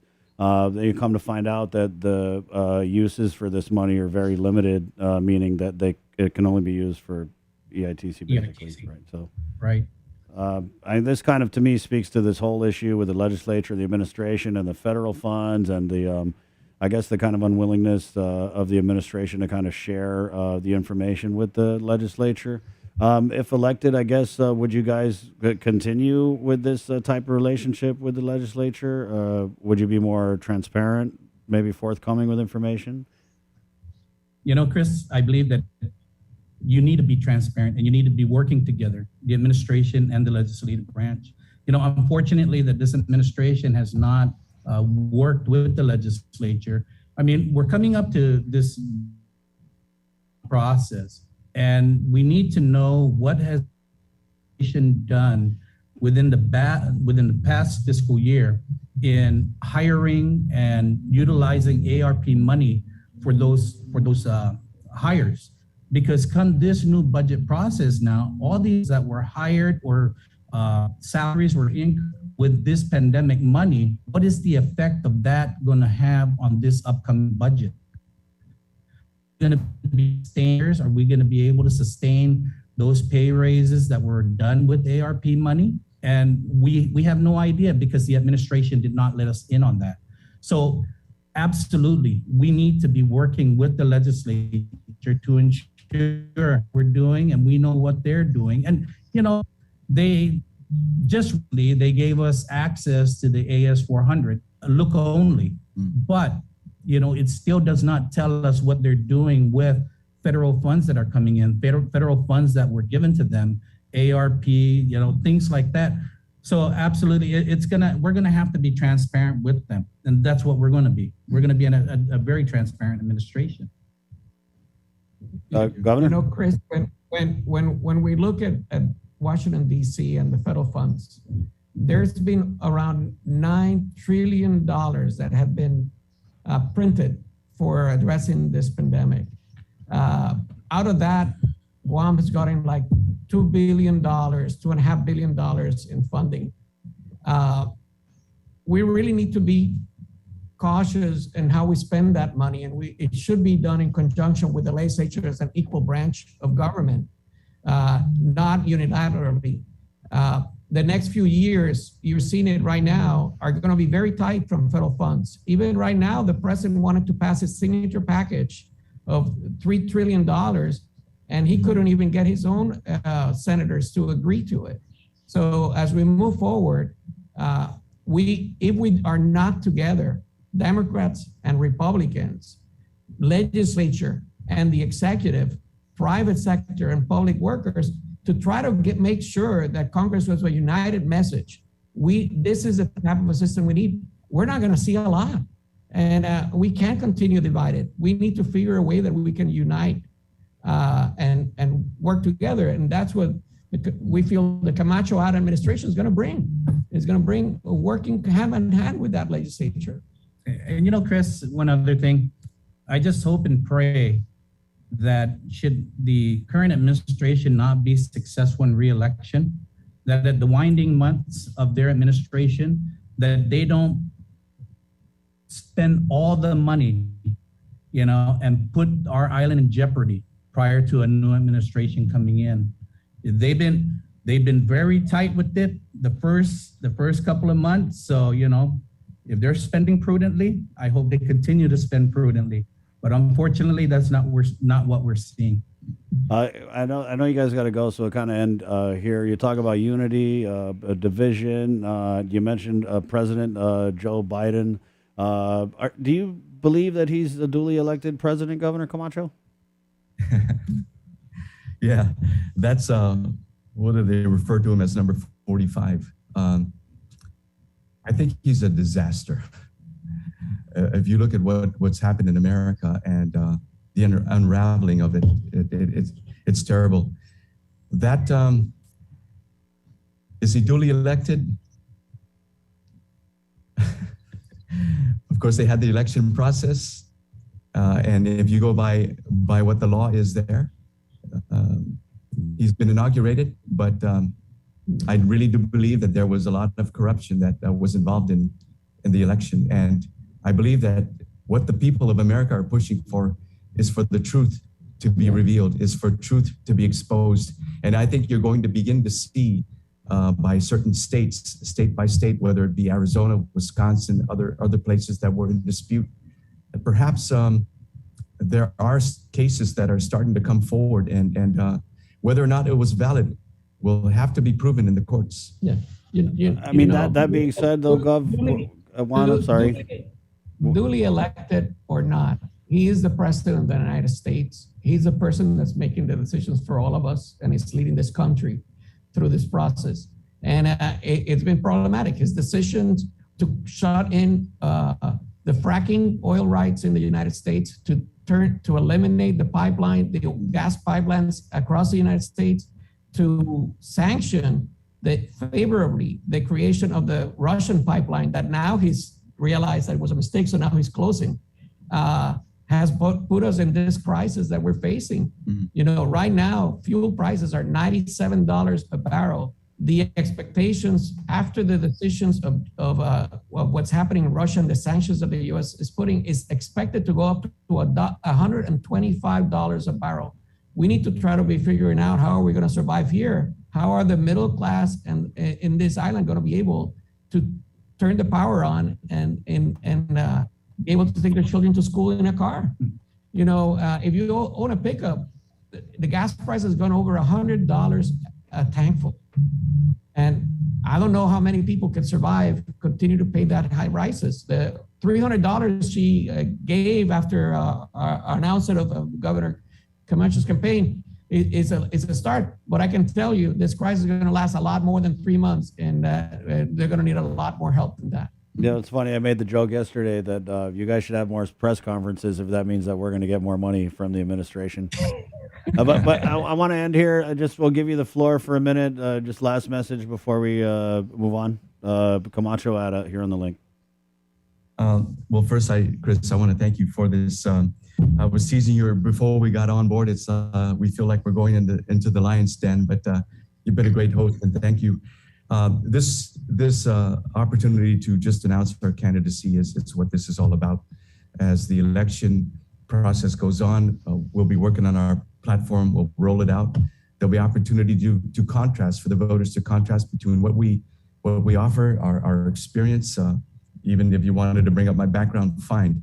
But the people of Guam are going to eventually vote on leadership and moving forward. So I just thank you again for the opportunity to announce Camacho-Ada 2022.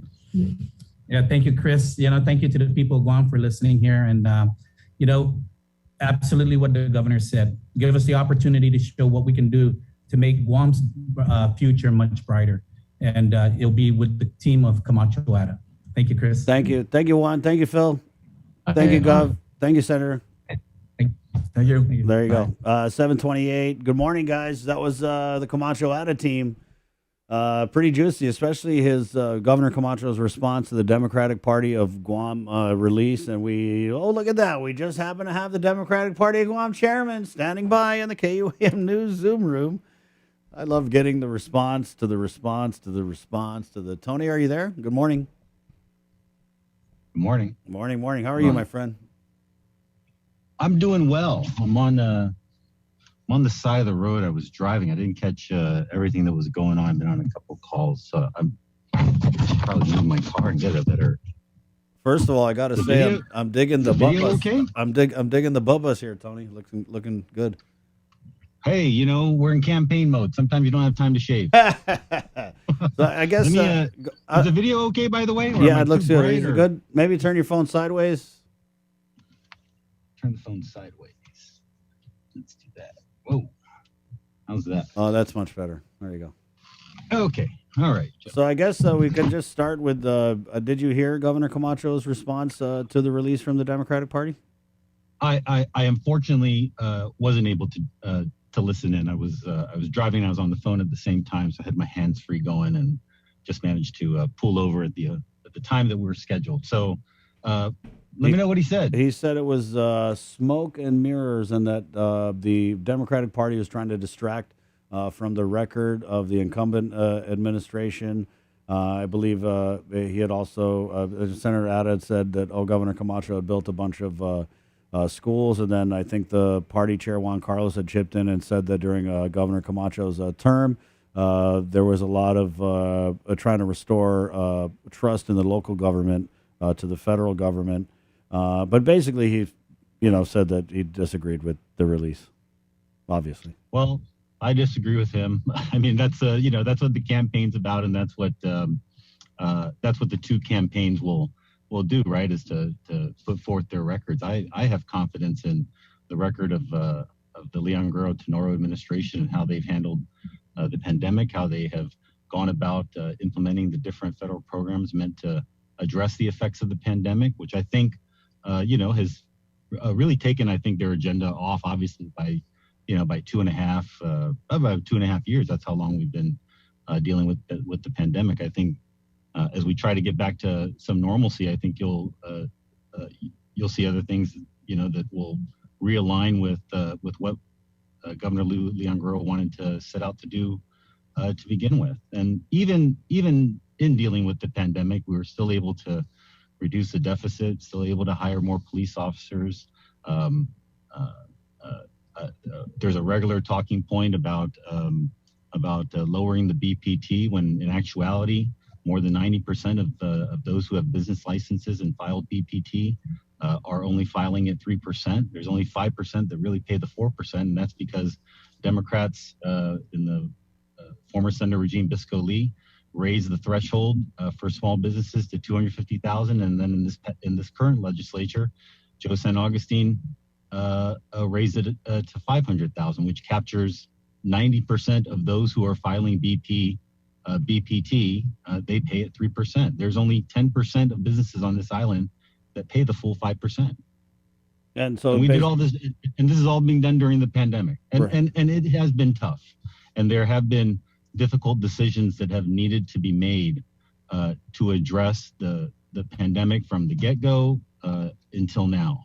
And I can think of no other person that we would rather have at the helm in terms of being a professional than to have a nurse who understands the public health side and the need to be able to take actions to save lives. And those were difficult decisions for the governor, for the lieutenant governor, right at the start of the pandemic and throughout the pandemic. And those are difficult decisions.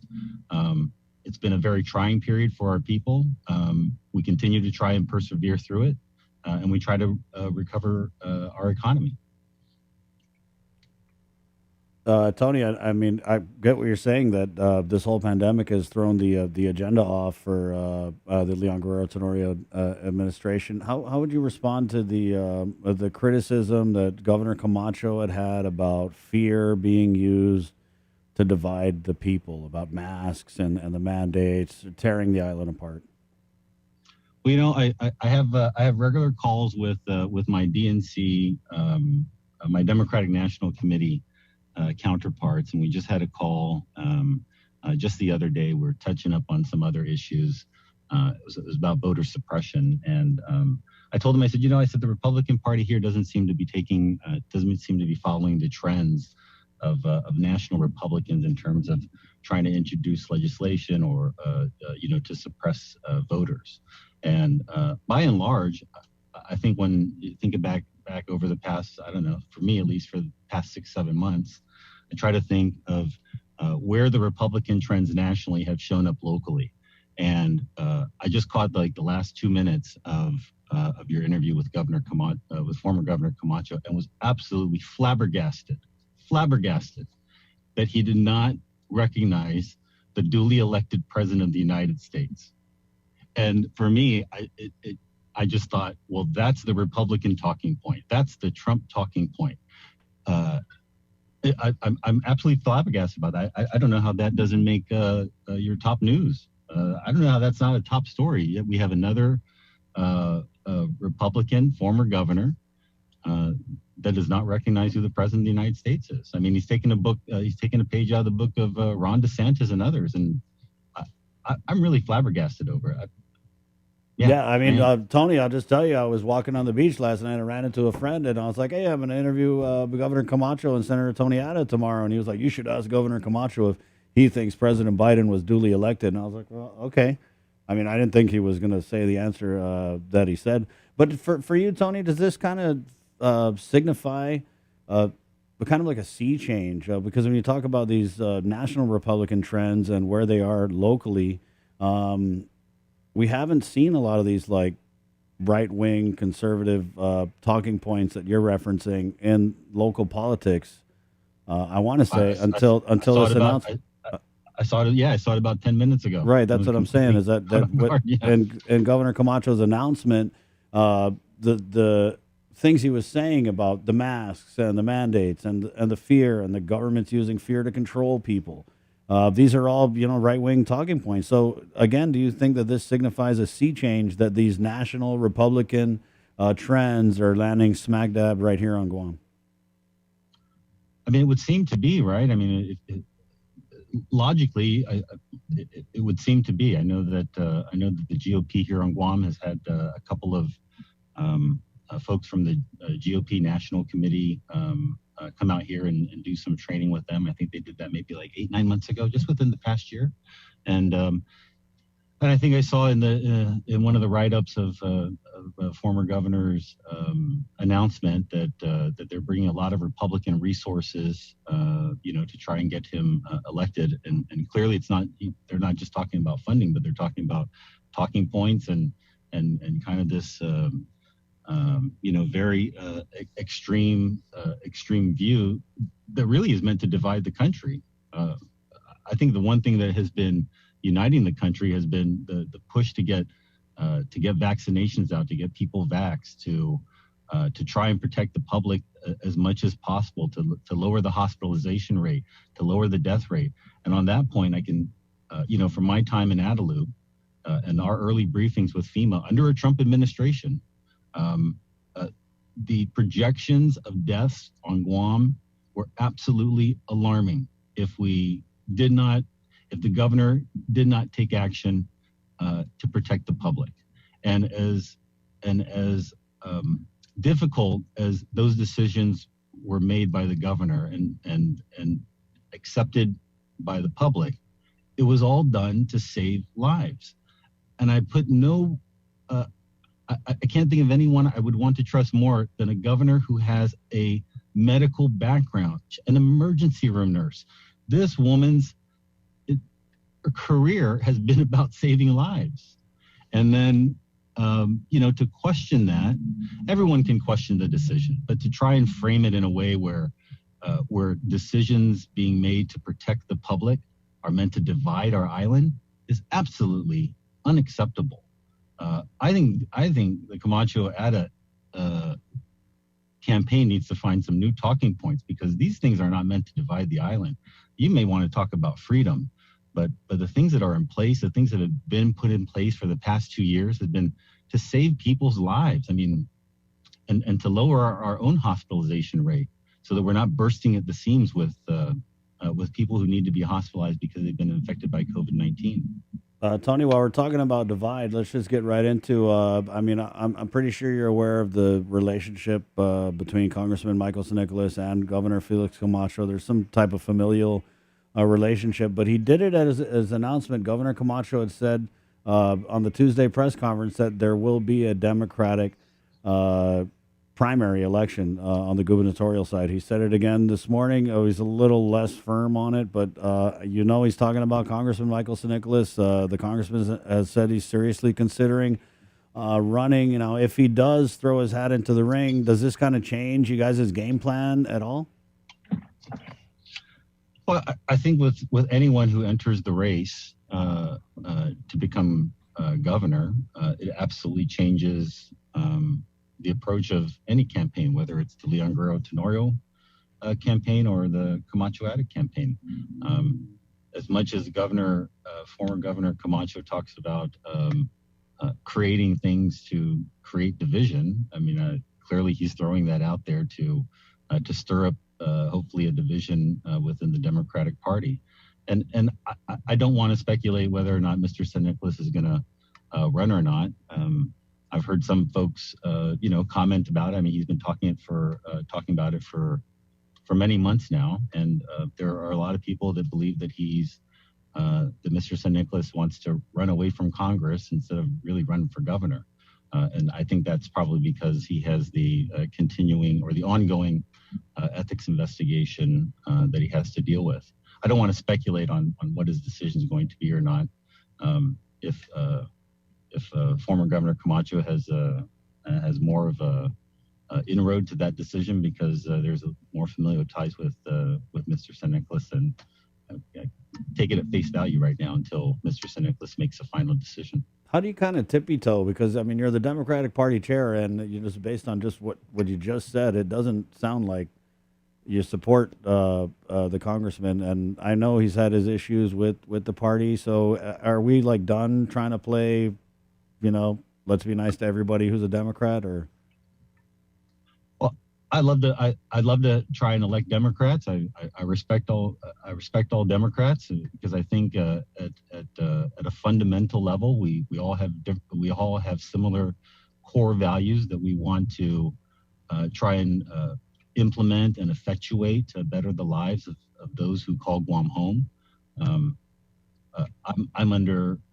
I'm the Democratic Party chair because, in large measure, because Governor Leon Guerrero wanted me to be the Democratic Party chair. She's the titular head of this party, and so the party supports the incumbent. I think it's pretty clear what I need to do, which is to try and keep the incumbent in office. Anything in closing, Tony, before we let you go? My panel's getting itchy. No. It's I'm still going back to how flabbergasted I am over Governor Camacho's comments. But it is what it is. It's a partisan election, and he's a Republican, and those are the talking points. So I'm a little surprised, but then again, not really. I kind of could see where he stands just based on his comments at the announcement, which he was talking about the mask and the vaccine mandates, which again are the conservative talking. It is what it is, and there are talking points and different issues that will obviously penetrate into our island and our own political discourse. But at the same time, Chris, I would like to think because we're a small community, we're a little bit more we're not as we don't always fall into that of what's happening in the mainland, especially when it's clear that it's such an extreme position to not recognize more than a year into the Joe Biden presidency that Joe Biden is president of the United States, and he was duly elected and he was certified. And Governor Camacho, I guess you're listening to former President Trump, but maybe you need to listen to Mike Pence as well. He's a Republican too, and he's a constitutionalist, and he knows that Joe Biden was president because he certified the election. Thank you, Tony. Okay, thanks, Chris. Right on. Take it easy, my friend. Take care. Guys, just to be clear, I did put out the ask to Governor Leon Guerrero and asked if she and Lieutenant Governor Josh Tenorio could come on, just in the spirit of fairness, all about the fairness. However, we didn't get a response, and that's why we had the Democratic Party chair on this morning with some pretty interesting comments. Let's go ahead and get right into the KUAM News Link Zoom room, where we have just some buddies of mine standing by just to talk. We got Beauty Camacho, who was regular on the after party the last couple elections. Thanks for joining us, Beauty, and good morning. Happy. Thank you. Peter Santos, who again was one of our regulars in the after party during the election. Peter, thank you. He's joining us from Las Vegas, guys. Happy day, Chris. Happy day, everybody. Are there any odds on the Lou and Felix race over there in Vegas yet? I'm still looking for the bookmaker that is listing that, but I haven't found him yet. All right. And then my good buddy, Will Sparkinson. Will, I think it's funny that you came on when the cannabis rules and regs were signed. I know, right? Right, yeah. Kismet. Right. Happy day, everyone. Good morning. So I guess, can we start with Beauty, just ladies first? Just your thoughts on, wow, we went from who's going to run against Lou, is it going to be the congressman, to, okay, Camacho-Ada making that big announcement kind of out of nowhere. So just what are your thoughts on Decision 2022 and kind of some of the races that we're seeing shape up? Sure. Thanks for having me. It's really refreshing to be able to see that there are different options for the community, because in my opinion and my perspective, the community is going to vote for whoever is able to make them more comfortable. Who is going to bring up that level of in assisting them with providing legislature or anything that that the government can provide on how they can live a more comfortable life. And that's one of the reasons why politicians like to talk about pain points all the time, is because when they talk about those pain points, right, it triggers emotions within the community.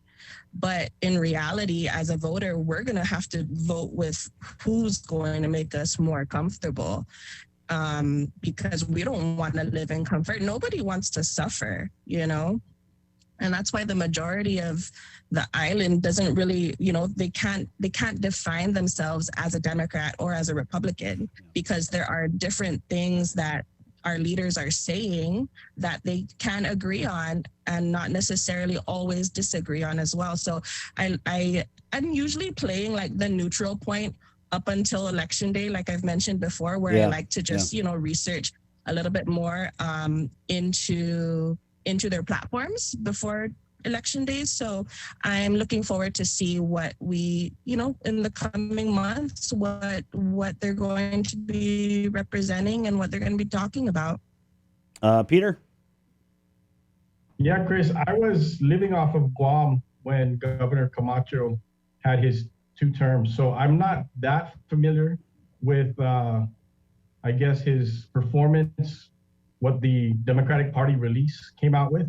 So I don't have, much to base on. But from my understanding and what I've realized is that elections are a lot like the stock market. And like Beauty was saying, it's going to be decided on emotions. So I think whoever can reach out to the people and, again, like what Beauty was saying, was make them feel comfortable. But also, too, is the fact that whenever we're inside some type of emergency or crisis, like whether it's war or whatever, people are reluctant to switch leadership, whether it's good or bad, because they're reluctant to see someone come in and have to learn from day one. Now, the difference is Governor Camacho, former Governor Camacho, was a previous governor. So it's not like, Michael St. Nicholas, who's never been a governor. So I think the crisis that we're in, the ongoing crisis, whether real or fabricated, is going to play a significant role in how people vote. But then again, it's also about emotions. It's like the stock market. The stock market is very emotional. Pete, if you talk to people who play politics, the number one thing they say when they talk about a candidate is, how does that candidate make you feel? And I think that's kind of what you were hitting on, Beauty. Will, I know you got some things to say. Let's hear it. Well, in terms of interviews, that might have been the greatest faceplant of interviews I've ever seen. Just what a disaster that was. Like, I could see that Governor Camacho is very rusty and he needs to get his tap dancing shoes ready because his dancing performance was terrible there. Well, I got to interject, and just to support this point, I think it's a little weird that and Juan, I know you're watching, but I'm not voting for a throuple. You know what I mean? If it's Camacho-Ada that are running, then let Governor Camacho talk, and I think that down the road, there's going to have to be some separation between, the party chair and whatever Phil Flores is doing in the interview and these candidates. So when I ask a question to a candidate, I'm asking a question to a candidate. I'm not expecting a party chair to come in and start blocking all. You know what I mean? It just exactly. Let him put his big boy pants and stand on his own. Like some of the. Oh, speaking of Juan Benito, he'd thank him for some of these talking points. One of the things that really stood out to me is what Juan Benito said was, if you vote for what you got, if you do the same thing again, if you vote for what you got, expect what you're going to get again. And so, let's talk about what we could expect again under some Republicans. We want to talk about federal funds. We're going to see probably more shady gura stuff from a Republican administration. We're going to see more infighting over the port. Don't forget that famously, the Calvos and the Camachos hate each other. The Camachos had Mary Torres in there, and they had all sorts of drama over the port. So if you think that's going to disappear because they had one big kumbaya session, that ain't going to happen.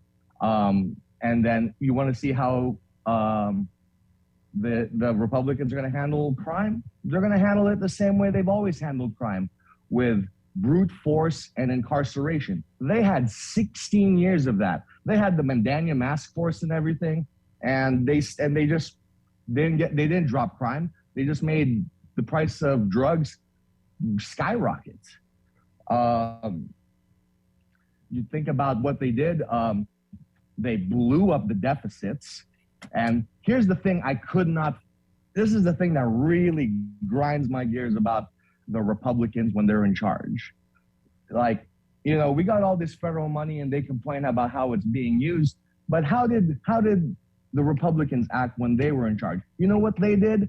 They took all their bad decisions, their incompetence, and their corruption, and they put it on a massive credit card. They put it on the bond market. They put all their bad decisions on the backs of our children. So no, I've seen that episode before. I don't really want to see it again. Beauty.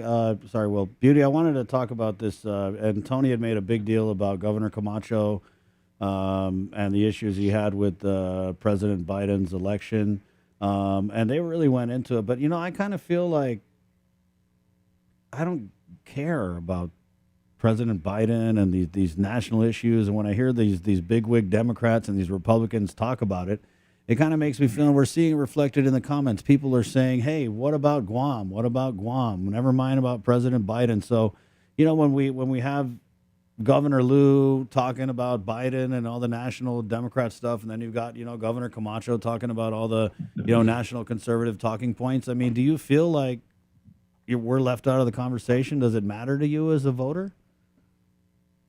Oh, definitely. Because whenever I explain to people where Guam is, I'm like, we're U.S. citizens, but we aren't able to vote for our president. So it's just like, oh, okay, then. So what about it? Like, what about Guam? What's so special? And we're like, well, we do care for our people. But when we think about our leaders, it's like, who is going to continue doing that? And then there's the Republicans who adore tradition, right? Where are we going to find that middle ground to it? And I'm thankful for our leadership, and whether they're president all the way to, our representatives here on Guam. I'm very thankful because it's a very brave thing to do, to step in to be a public servant is just, that takes a lot out of your life, and being the face of the public and representing Guam. And it takes a lot from a person. So I come from a standpoint of admiration for anyone who decides to even run for leadership.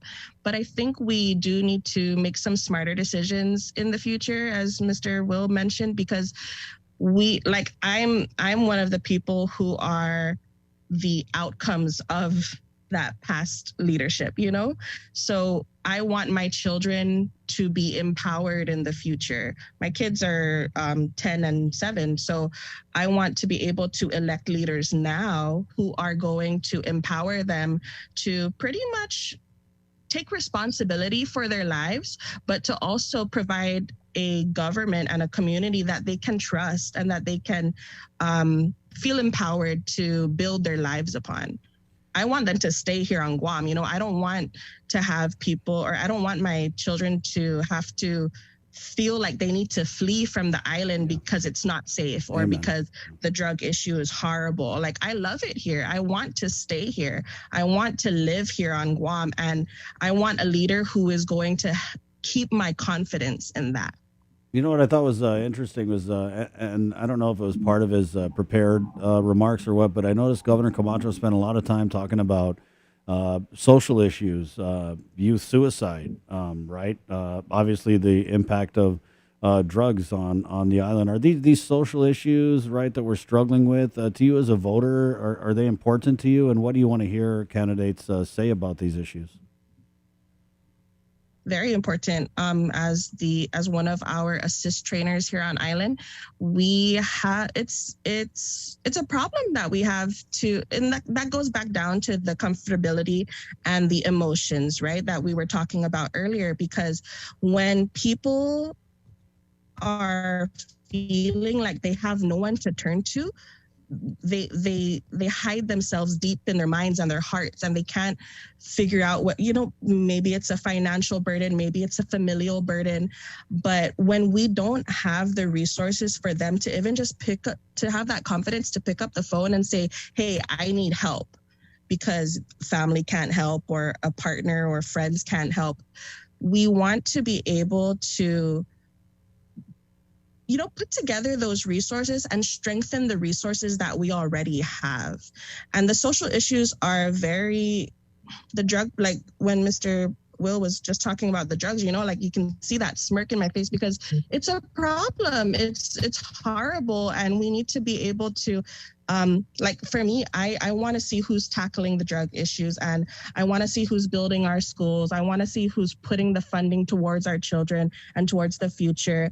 And we as adults, we're the ones making the voting decisions, but I also like to check in with the teenagers and the kids and be like, okay, who's not just showing up to the funerals, who's going to who's going there and talking to the people who are actively working to help make your life better, who's talking to the counselors, who's talking to the nurses, who's talking to the teachers, who's not just, don't just show face at a point of someone's life. Right. Go there to heal themselves and trying to educate themselves, trying to build their businesses. Those are the turning points on where they can pivot their life. Thank you, Beauty. You're kind of lagging. Peter, I wanted to take this. Be more putting it. That's the type of for my politicians. Thank you, Beauty. Pete, Congressman Michael St. Nicholas. I got a friend who's, he's in the know. He rubs elbows with all the political consultants. Sent me a message this morning. Said it's a done deal. Congressman St. Nicholas, anticipate the announcement. He found a running mate. Man, I thought Camacho-Ada, Leon Guerrero, Tenorio was going to be a good matchup, but with Congressman St. Nicholas in the mix, this thing could just go all kinds of crazy. And I know you're a big fan of the congressman, so I wanted to get your opinion on it. Well, it took him a while to find a running mate, someone who was willing to put their name on the line. Likewise, I've been hearing a lot of some of the same chatter that you have, even with respect to the Calvos and the Camachos. Whether it was going to be Eddie or Felix who was going to run. Both of them lived off the legacy of their fathers. And so those guys had sort of an advantage, right? Well, when it comes to Michael St. Nicholas throwing his hat in, you always have to chop the wood pile that's in front of you and then worry about the other wood pile later on. So I think the Leon Guerrero Tenorio campaign needs to shift focus on him as soon as he announces officially. Wow, Pete, that was way more tame than I thought it was going to be. Yeah, well, going back to questioning whether Biden was the duly elected president of the United States, that truly shocked me. You know what? I don't try to be hyperbolic or anything, but I agree with Tony Babaza when he said that should be front page news. I wouldn't be surprised if that got caught on to CNN or Fox News or something, My take home when he said that was it really made me question his judgment as the leader of Guam. It really did, as a leader. Because the thing is, think about when the pandemic happened and we had the military ships come in and Trump was, sending federal funds to Guam. Because remember, this, like the Leon Guerrero administration didn't just cooperate with the Bidens, they also cooperated with the Trump administration. She was willing to work with the other side. In fact, I remember during the campaign, she says something like, "Whatever I got to do, I'll do it."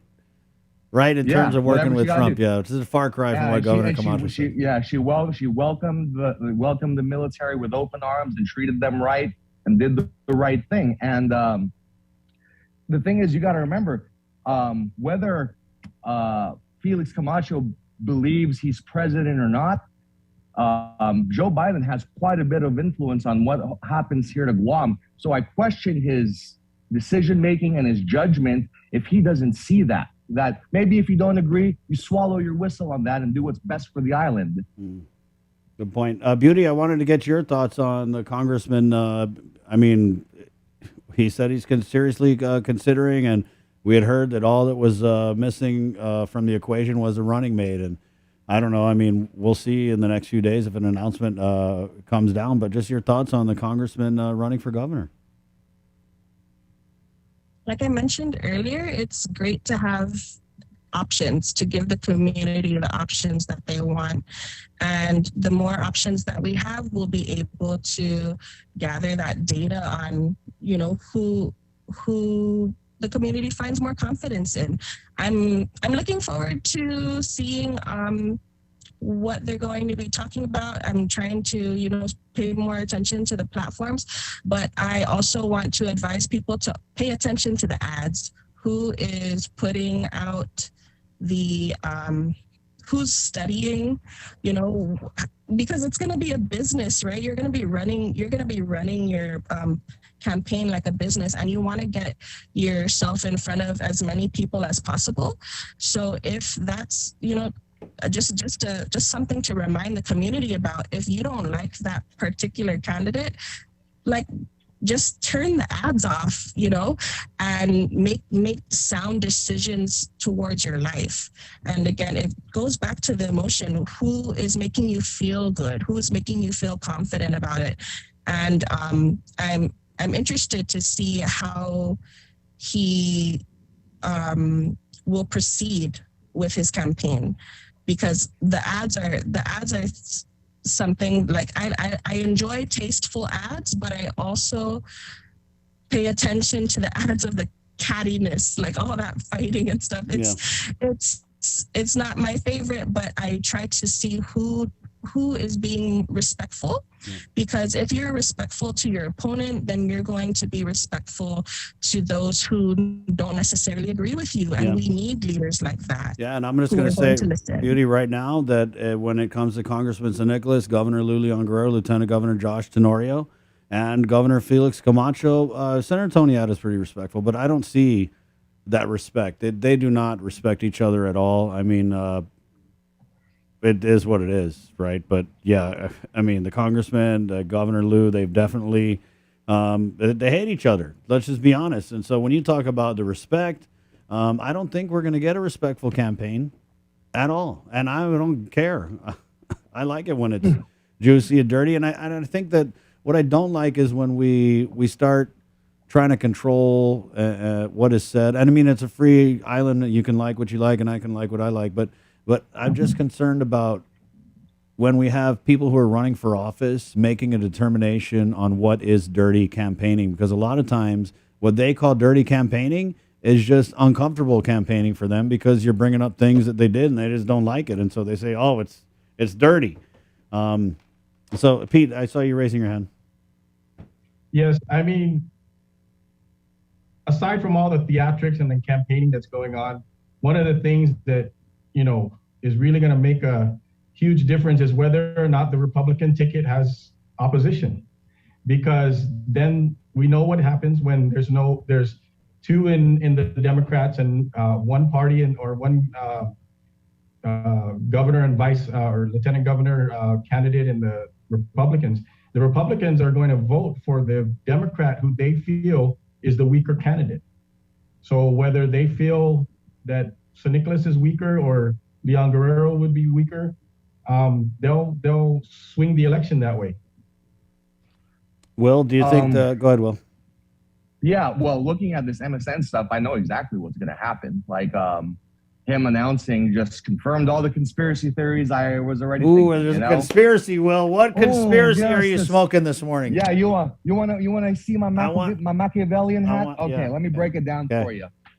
What Mike San Nicolas is going to do is he's working with the Republicans. That's why you had the whole pussyfooting with James Moylan on whether or not he was going to run. What Mike was really trying to figure out was did he have enough cachet in Congress to dodge the investigation?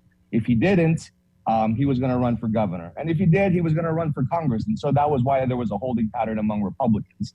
But now, if he's going to announce, he's figured he can't dodge the investigation. And like, I have the greatest amount of respect for how cutthroat Mike San Nicolas is. And Mike San Nicolas is not going to run for governor unless he finds a win-win situation. This is the win-win for Mike San Nicolas. He's going to run in the primaries as a Democrat against Lou Leon Guerrero. He's going to do his best to take all of her accomplishments and say none of it was her, all of it was the federal government.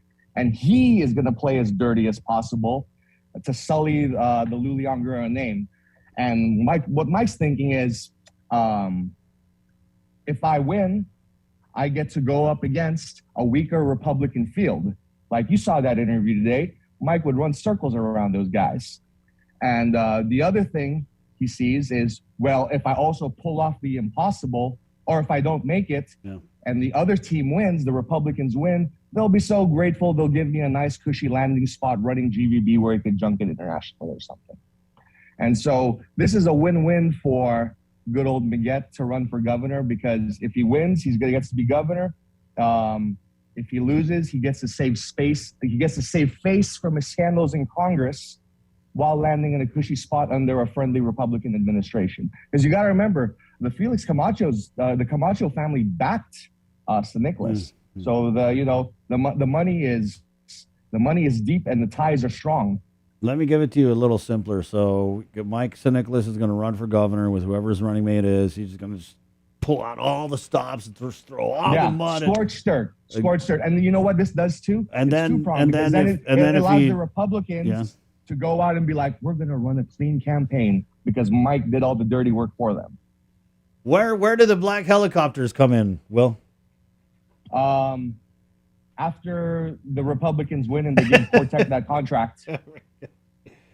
Beauty, just I guess we can end with you if you want. And can I say, before if we're gonna end, can I just say something about Felix Camacho's most significant accomplishment, because this kills me. In the 8 years he was in, the most significant accomplishment that he was able to do was the accreditation of the hospital. And then he thanked Lou Leon Guerrero for it. The most impressive thing that happened in his administration was done by Lou Leon Guerrero. If that's not a ringing endorsement to not elect these guys again, I don't know what is. Thank you, Will. Man, I missed you, dude. I missed you too, brother. Right on. Hey, Pete, keep your phone handy because we're starting up the after party, and I just wanted to, break bread with you guys. Love having you. We're going to give Beauty the last word here, Beauty. I like what you're saying. Thank you. Honored to. Thanks, Will. That's innovative, and you'll be able to also in a little bit more because when you're able to recognize those things, other people are going to recognize patterns as well from some of our other candidates, right? So that's what I'm going to be looking for, and I hope that the community can recognize patterns as well, whether they're good or bad, and just, make the decisions that are going to continue to empower them, whether they're Republican or Democrat or they don't have a side.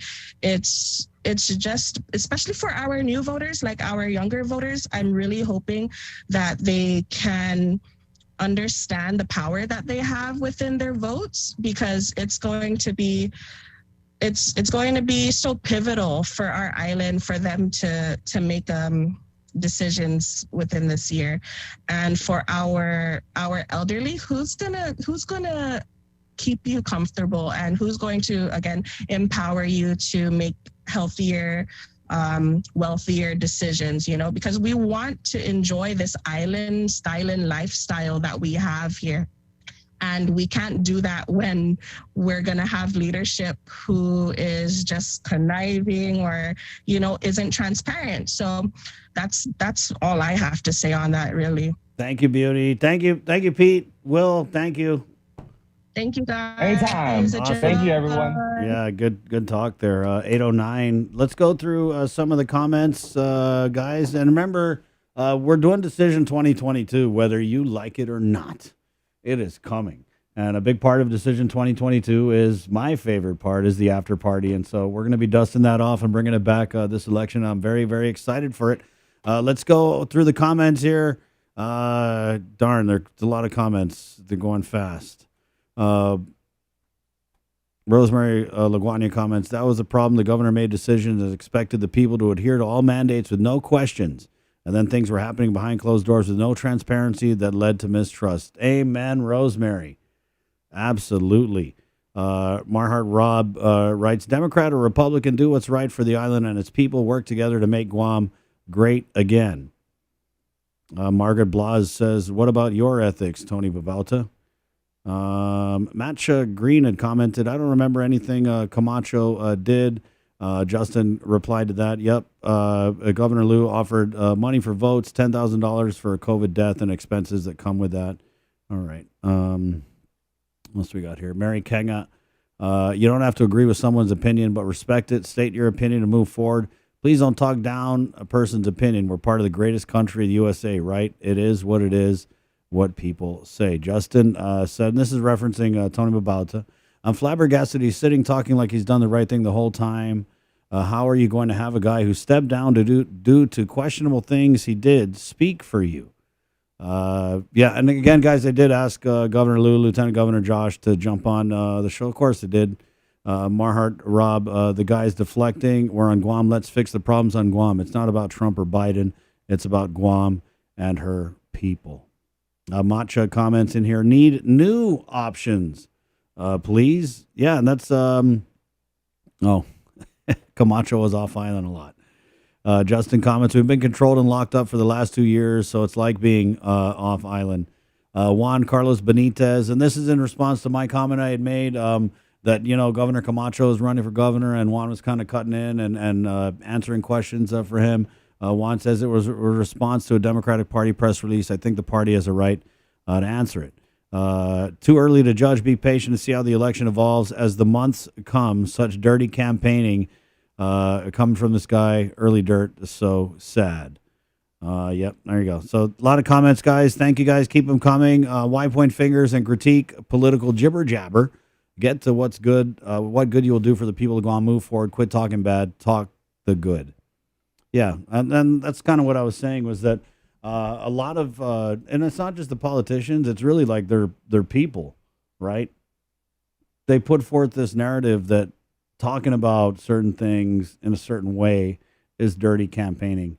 But you guys are grown-ups. You know what is dirty campaigning.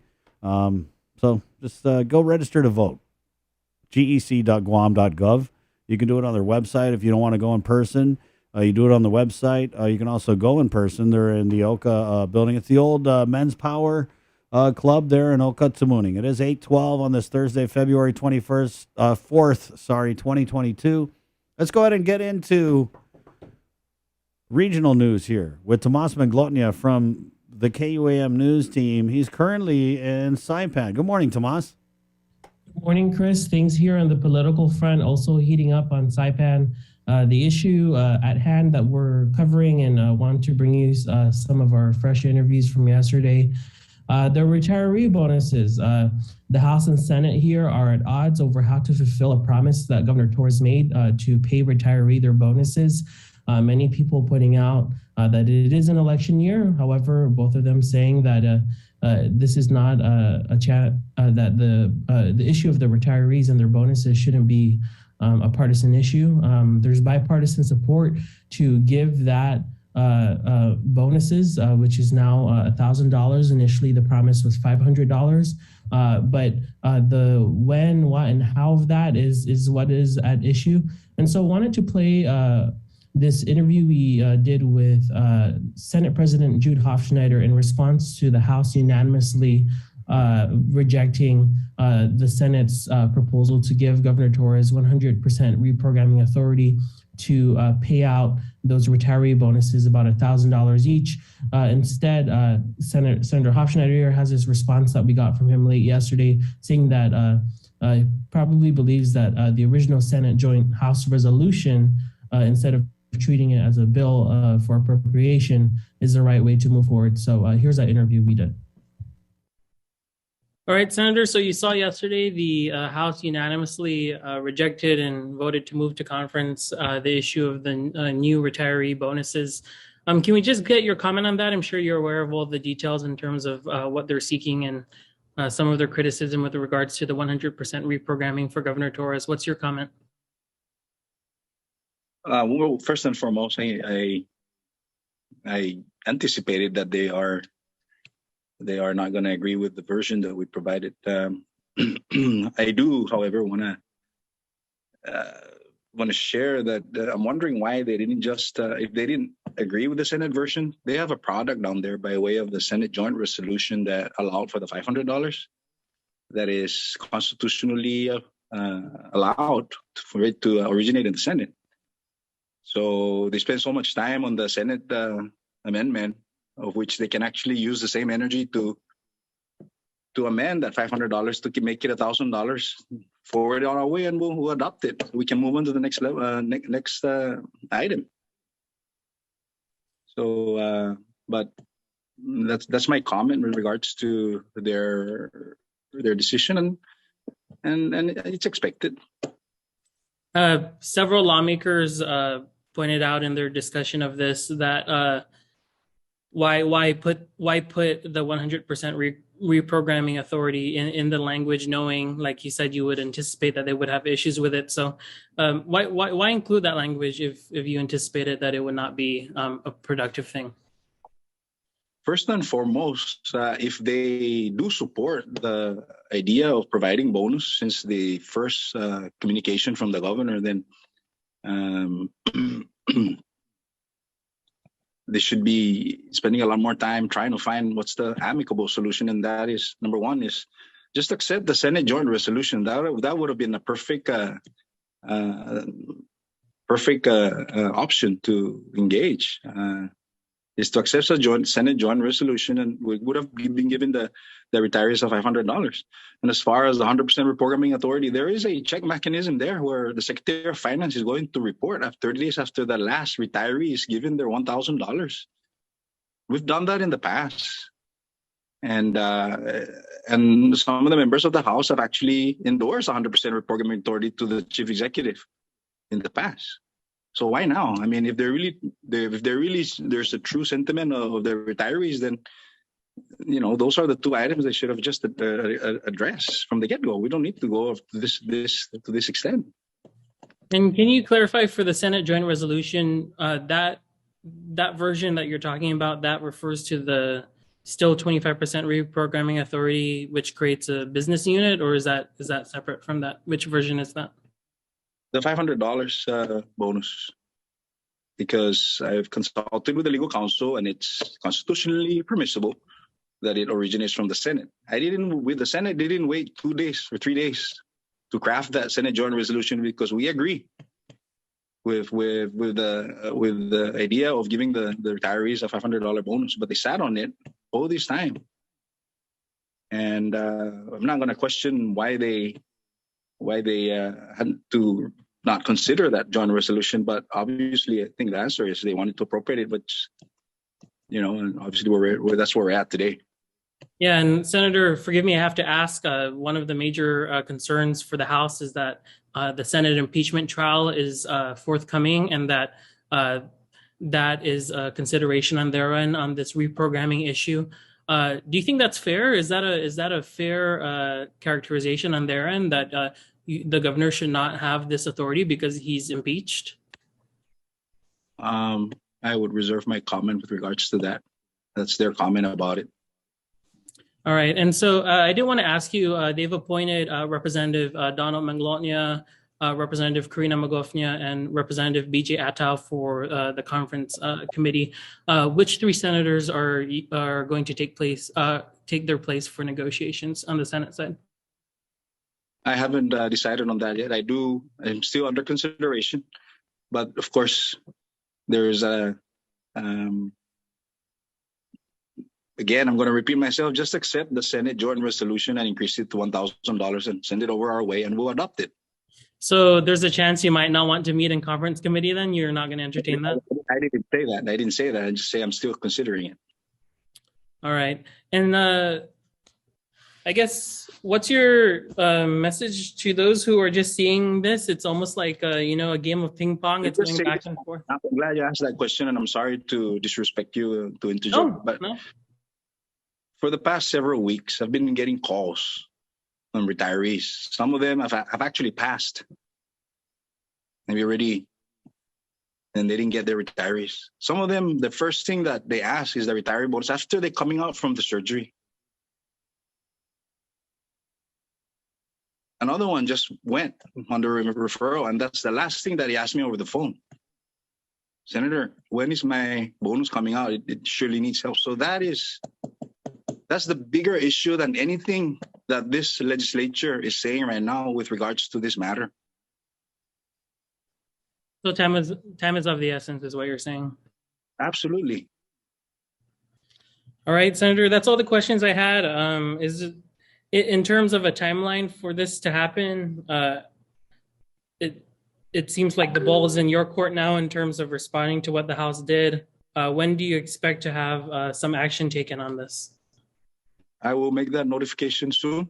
As a matter of fact, I'm not gonna disclose it just yet, but I will be responding to that particular question later on, and I will let you know. All right, thank you, Senator. Appreciate your time. The public will know, and especially the retirees will know. All right. All right, Chris. So there you have it. The Senate's response to what the House unanimously took action on yesterday. We'll have more tonight on primetime. This issue of the retiree bonuses definitely going to be a core issue moving ahead, especially as we've all seen for the upcoming November election as well. Well, we've got a similar issue here going on with there's a bill to increase the cost of living allowance for Manamco retirees before the legislature, and people questioning the funding of that, Tomas. So I guess people are cash strapped and see these millions of dollars of federal funds coming in, wondering who should be in control of that war chest. So we'll continue to bring you that coverage. Thank you, Tomas, so much. Thanks, guys. Have a good day. There you go, Tomas Manglotny of the KUAM news team. Let's get just a little bit closer to our neck of the jungle here with our 8 o'clock look at news with the KUAM news team right here on the link. Good morning. This news update is brought to you by Pacific Points. Do more, get more. Hafa-day, I'm Hannah Devonzo, and here are your headlines on the link. More than $50 million cash flow windfall that lawmakers were counting on for a variety of spending bills is no longer available to them. Now they're scraping around for other ways to fund their appropriation measures. Nestor Lecanto reports. It used to be that the earned income tax credit paid to low-wage earners was an unfunded federal mandate paid straight from the local general fund. But under last year's American Rescue Plan, the feds finally agreed to reimburse GovGuam. That set off a flurry of funding bills using the EITC as a source, including annual appropriations for the construction of a new hospital and prison. But Budget Director Lester Carlson confirmed Tuesday that Rev and Tax has been advised that reimbursement for FY 2021 EITC will come in the form of an advance to be set aside only for EITC payments. So all those EITC bills? We're basically telling you guys today you can't do that. But the first bill up for Wednesday's session was a $250,000 appropriation for the Guam Unique Merchandise and Arts Program. Senator Joanne Brown. It's taken us this long to find out from the administration very clearly yesterday that obviously the funding source that was originally being looked at is not available. And it's not available for this legislature to appropriate. And there's, $121 million worth of legislation that has been introduced to include this bill. And so as they must pivot on the funding, it's not clear where it will come from. Senator Tello Taitagui. So what's left is 2021 general fund unappropriated revenues that hasn't even been audited. And here this body is making a decision to start appropriating funds that have not even been audited yet.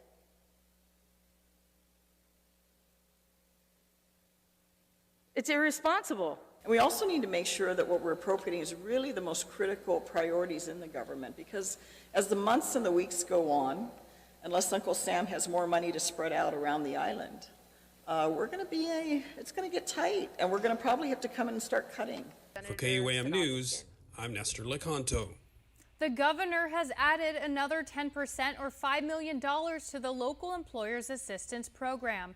The initial budget for the LEAP program was $50 million, but Adaloop says it's now close to being exhausted. According to a news release, some 444 grants have been awarded, with over 400 more expected to be approved for funding.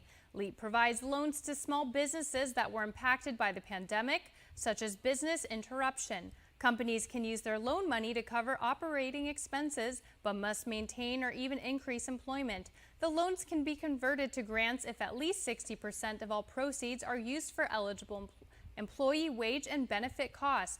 The LEAP program is administered by GITA. The deadline to apply is Friday, February 25th at 5 p.m.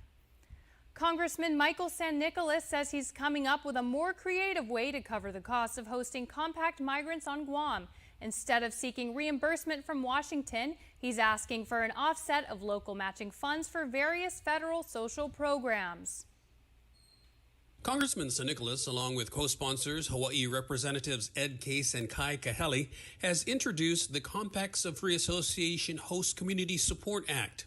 The legislation would allow jurisdictions to determine their true hosting costs for such services as education, health, and public safety.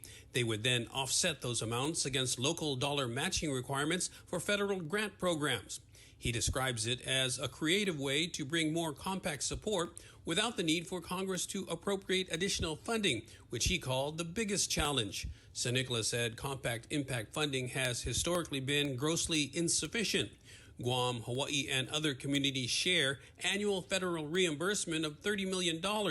But San Nicolas says in the last 3 fiscal years alone, Guam has spent more than $172 million. His bill would cap yearly reimbursement at no more than $100 million. For KUAM News, I'm Nestor Lecanto. The legal sale and manufacture of marijuana is another step closer.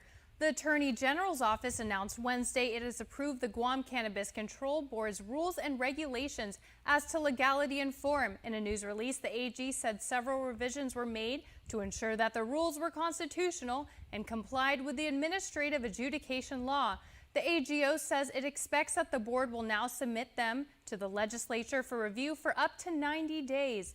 Medical marijuana use was approved by Guam voters in a 2014 referendum. It has been legal for recreational use since 2019. However, the licensing and sale of marijuana has been awaiting the rules and regulations. In the past 2 years, the CNMI has licensed at least 2 companies.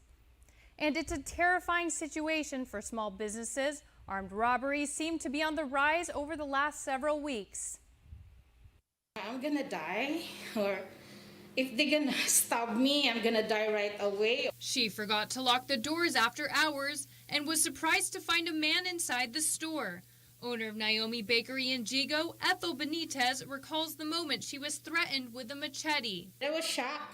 I said, oh, I goes like that because he was there. He was in the side. And then I on the light and he said, can I buy your bread? So I said, okay. You know that we're closed. I told him, you know that we're closed, but I need bread. Then all of a sudden, he just like go over there, pointing another bread. Then when I give the bread and goes like that, he goes, I thought he's gonna get the drinks because the drink is right there. But he go straight and then get the machete and go straight on me like that. Benitez's experience has become too familiar for small store and business owners. A rash of robberies with armed assailants have flooded the Guam Police Department recently. While Benitez's life was threatened with a machete, others encountered handguns and even a hammer. These include Z Market in Harmon, Dedido Retail, Fatima Mobile in Dedido, Charlie Ray Market, and Route 8 Mini Market in Barrigada. Benitez was cooperative as the man threatened her and took a week's worth of money from the cash register, along with her purse, wallet, and cell phone. You need to shut up or else I'm gonna kill you. And then I told him that, oh, please don't kill me, just take all the money.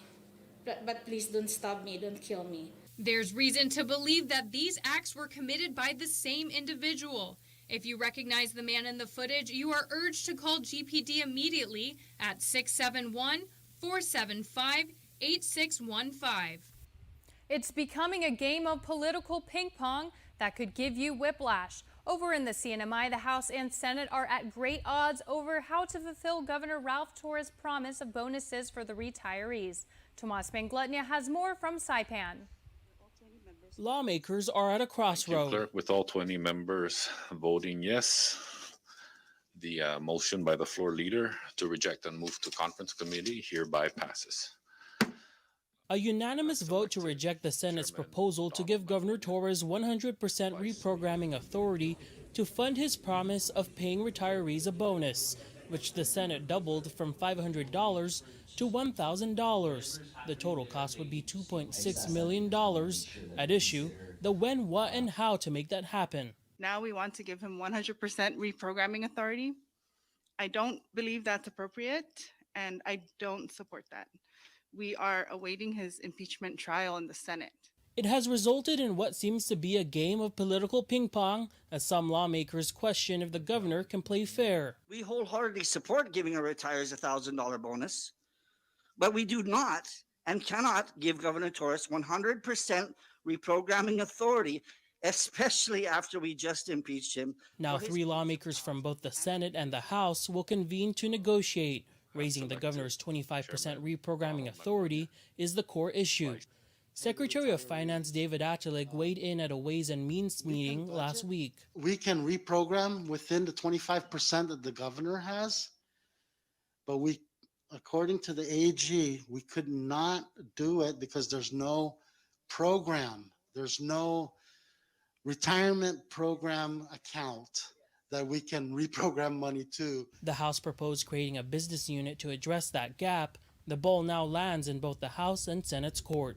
Tomas Manglotnya for KUAM News on Saipan. The CNMI House of Representatives are also waiting for the Senate to take action on their proposal for a new round of local stimulus payments of $500 per resident and per dependent introduced by Representative Tina Sablan, which uses ARPA funds. And they are one step closer to being able to receive ethics complaints from the public. That's according to Guam Ethics Commission Executive Director Jesse Kanga. He says the Commission's legal counsel has completed its review of complaint forms. The Commission procured the McDonald Law Firm as its counsel, and Kanga adds counsel is also working confidentially and disclosure agreements for staff that will handle submitted complaints. Kanga anticipates after a staff training next week that the body will finally be ready to accept ethics complaints forms from people of Guam. Several members of the public who wanted to make complaints were turned away because the Commission hadn't adopted a formal complaint process. For more news, go to KUM.com and we'll see you tonight on Primetime. This news update is brought to you by Pacific Points. Do more, get more.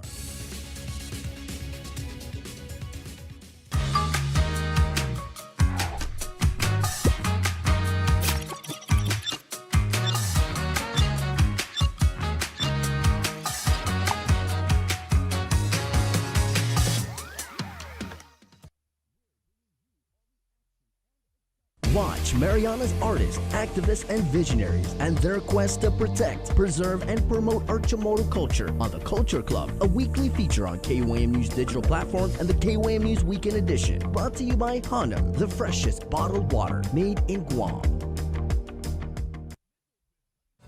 Join Nestor Lecanto for virtual in-depth discussions with the movers and shakers in our community every Wednesday on In Full Zoom. Presented by IT&D and Calvo Enterprises, Inc. New Spicy Lovers Pizza from Pizza Hut. Hurts so good. With its spicy marinara and sliced red chilies. It's like a roundhouse kick to the taste buds. How's it looking? Don't be bashful with the fiery flakes now. I want it to be real spicy. I haven't started yet. Okay, I'm ready. The new Spicy Lovers Pizza. Get it while it's hot. You want respect? Red chilies get you respect. Knowing our Pizza's the Hut. The relationship between Guam and Manila, Philippines is undeniable as we share similar cultural traditions, history, and heritage, with generations of Filipinos calling Guam home. KUAM presents a monthly look at the capital city featuring in-depth and engaging interviews on everything from medical tourism to new business and government leaders. Veteran newscaster Nestor Lecanto delivers Beyond Our Borders. This special program is brought to you by KFC and the Medical City, where patients are partners.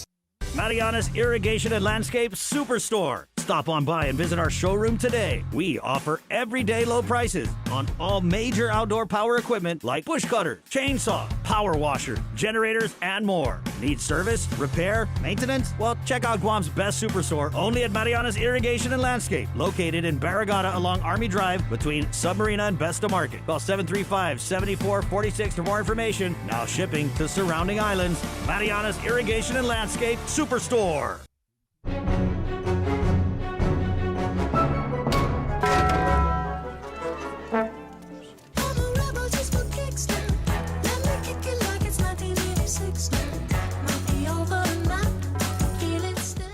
Get the job done the right way by getting the right stuff at East West Rental Center. With years of experience helping builders, we definitely got what you need. Call 646-1463 or visit us in Upper Tumon. Open Monday to Saturday from 7 a.m. to 5 p.m. and on Sundays from 8 a.m. to 5 p.m. GU Self Storage, conveniently located near the Harmon McDonald's. We offer affordable rates, online payments, and auto bill pay for your convenience. Plus gate access daily from 6 a.m. to 9 p.m. Call us today at 648-7867 for more information. KUAM Communication is your home for star-studded entertainment from America's top networks. From specials, concerts, award shows, and can't-miss red carpet moments. It's all on KUAM TV 8 and KUAM TV 11. Check KUAM.com and our social media pages for showtimes and schedules. Network specials on KUAM Communications are brought to you locally by King's Restaurants, Ruby Tuesday Guam, and Docomo Pacific. Catch Sports Link on the Link every Friday for the latest sports news, game schedules, athlete profiles, and more. Sports Link airs every Friday on Breeze 93.9 FM and streaming online across our multimedia platforms. Sports Link is brought to you by Mariana's Irrigation and Landscape and Taco Bell. Live Mas. It's Feed Me Fridays on the Link. Good eats, good company, and beyond good chow with Team KUAM checking out Guam's most tantalizing, tempting menu items. Every Friday on the Link, listen on Breeze 93.9 FM or stream online. Brought to you by King's Restaurants, Ruby Tuesday Guam, and Devondale. Real milk from free grazing cows.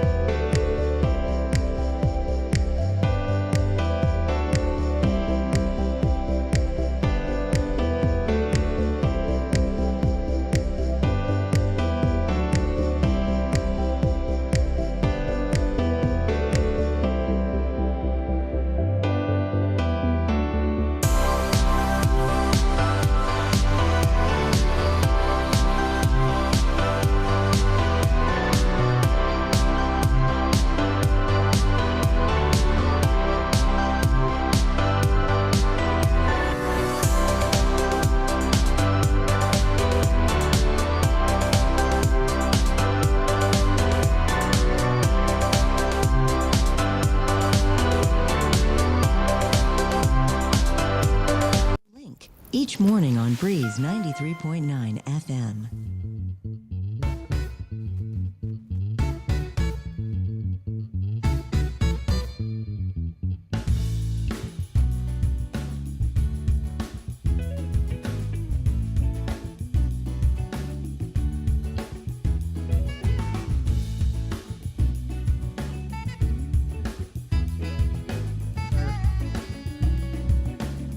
Hey, good morning.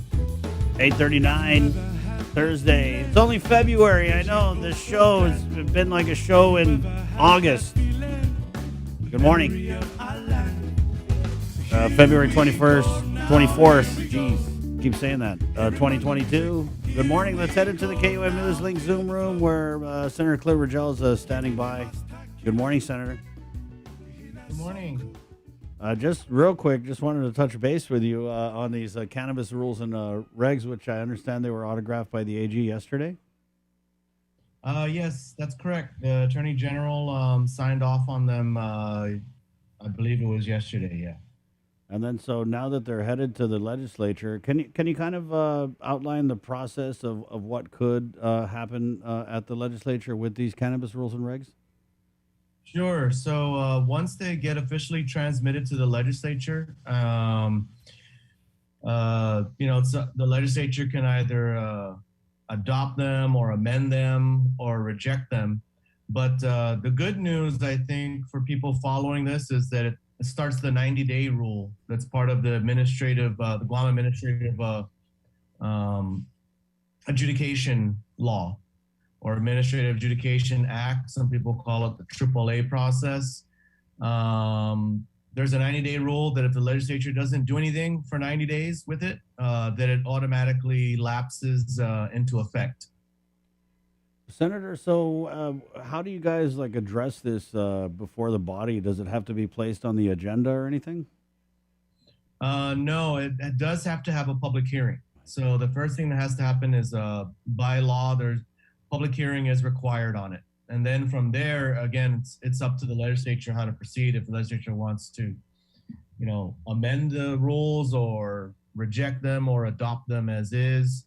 And then there's nothing that says it has to go before the body. And so again, the good news is if nothing happens because there's whatever reasons, it's being stalled for whatever reasons, or there's some kind of hang up for whatever reason in the legislature, then in 90 days, they lapse into effect. What if the legislature votes to reject the rules? What happens then? That's a good question. I'm not sure what if it's rejected. I'm assuming that either the board has to come up with another set of rules. I'm not 100% sure because I don't think any rules that I'm aware of have been just outright rejected. Usually if there's something wrong with it, usually the legislature will amend whatever parts that there's a disagreement about. Right. So that's a good question. I don't know exactly I don't even know if that's happened, if just the rules were entirely rejected. Wow.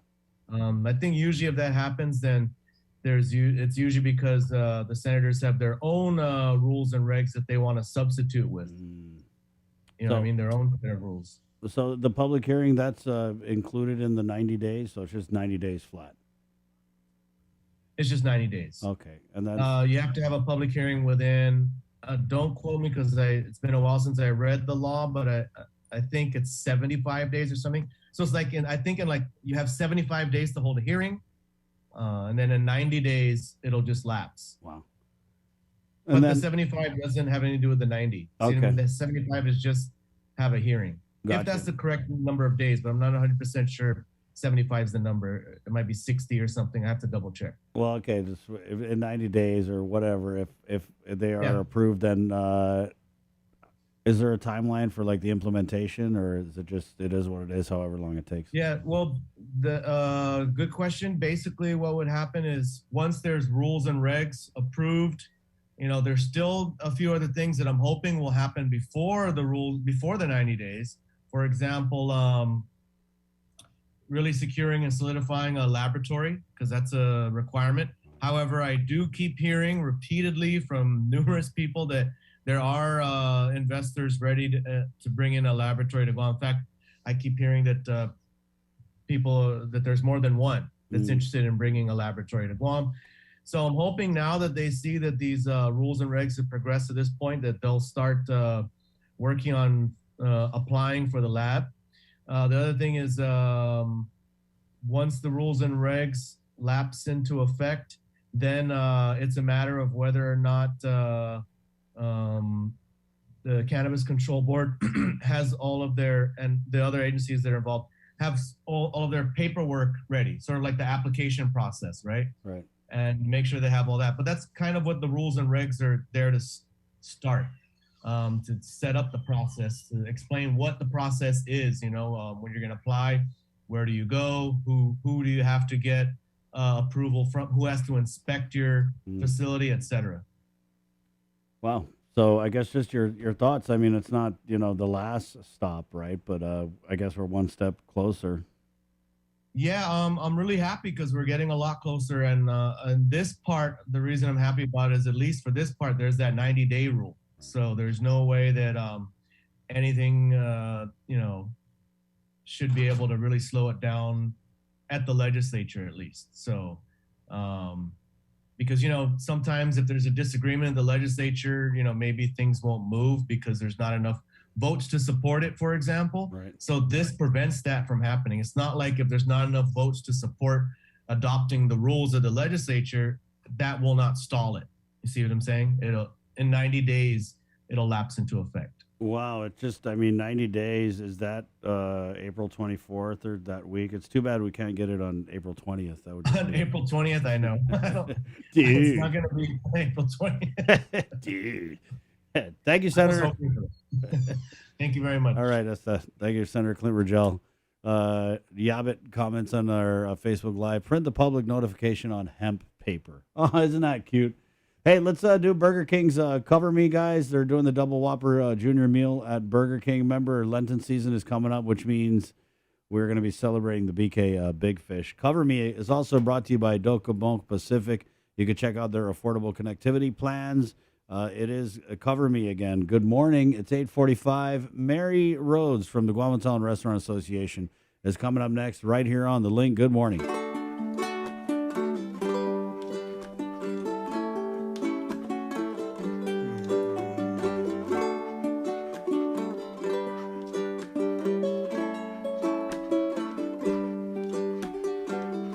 It's a little bit funny, this feeling inside.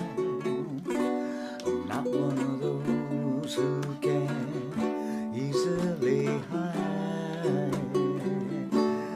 Don't have much money, but boy, if I did, I'd buy a big house where we both could live.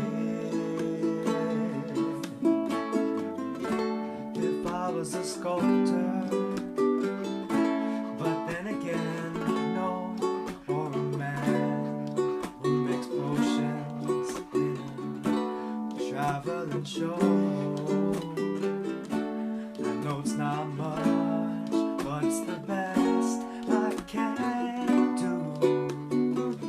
My gift is my song, and this one's for you. And you can tell everybody this is your song. It may be quite simple, but now that it's done, I hope you don't mind, I hope you don't mind that I put down in words how wonderful life is when you're in the world. Sat on the roof and kicked off the moss. Well, a few of the verses where they got me cried cold, but the sun's been quite nice while I wrote this song. It's for people like you that keep it turned on. So excuse me for getting these things I do. You see, I've forgotten if they're green or they're blue. Anyway, thing is what I really mean. Yours are the sweetest eyes I've ever seen. And you can tell everybody this is your song. May it be quite simple, but now that it's done, I hope you don't mind, I hope you don't mind that I put down in words how wonderful life is while you're in the world.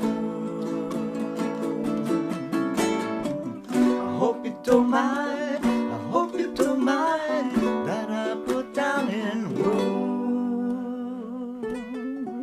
how wonderful life is while you're in the world.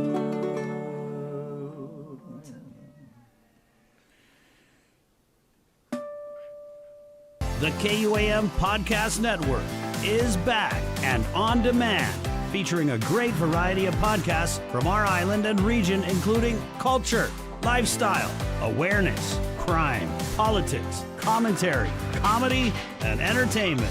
Available on most streaming platforms. The KUAM Podcast Network. Subscribe and listen now.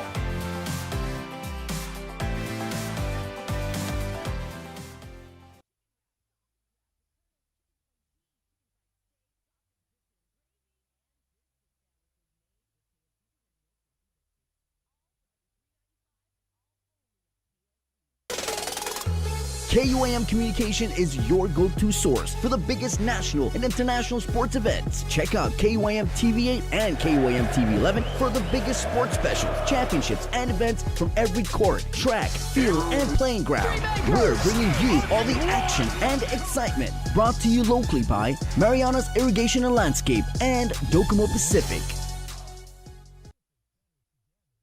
No bonus, too hot for me. That's This is the hot, 8th Barr! week. Barnett! Thank you. I just get emotional in February because Valentine's.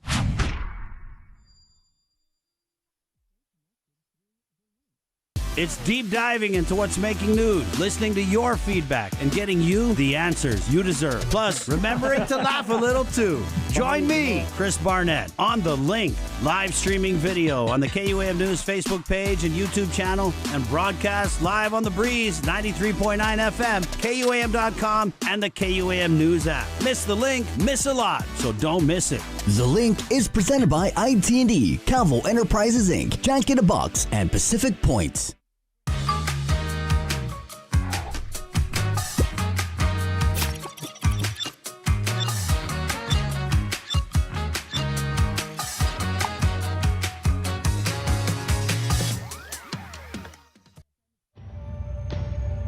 Listen, watch, and learn from the daily Tomorrow News updates from KUAM News. Catch them on The Link during the 8 o'clock hour, streaming online on Isla Radio, or on the KUAM News YouTube channel for your convenience. Tune in and stay informed, all while preserving our precious culture through the daily use of our native Chamorro language. Tomorrow News updates are brought to you by your familia at First Hawaiian Bank.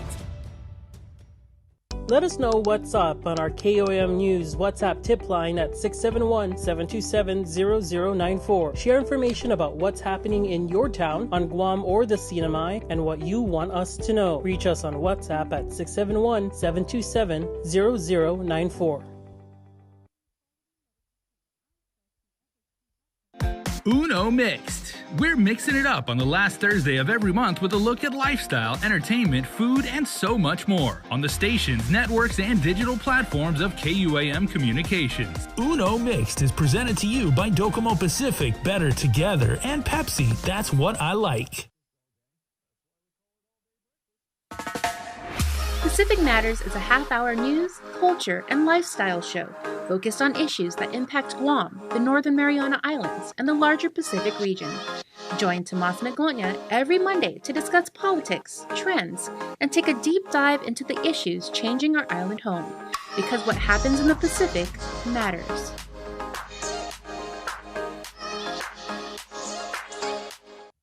KUAM Communication is your home for star-studded entertainment from America's top networks. From specials, concerts, award shows, and can't-miss red carpet moments. It's all on KUAM TV8 and KUAM TV11. Check KUAM.com and our social media pages for showtimes and schedules. Network specials on KUAM Communications are brought to you locally by King's Restaurants, Ruby Tuesday Guam, and Docomo Pacific. Buenas Zanhafadi. Part of taking care of yourself is participating in cancer screening. Make it a point to see your doctor at least once a year for an annual visit to discuss your risk and to determine which tests are right for you. Many tests are free or covered by insurance, and there may be programs to help those who don't have insurance. Cancer screening can save your life. There are screening tests that can catch cancer early when it may be easier to treat. So learn more at cancer.org/getscreened. 93.9 FM.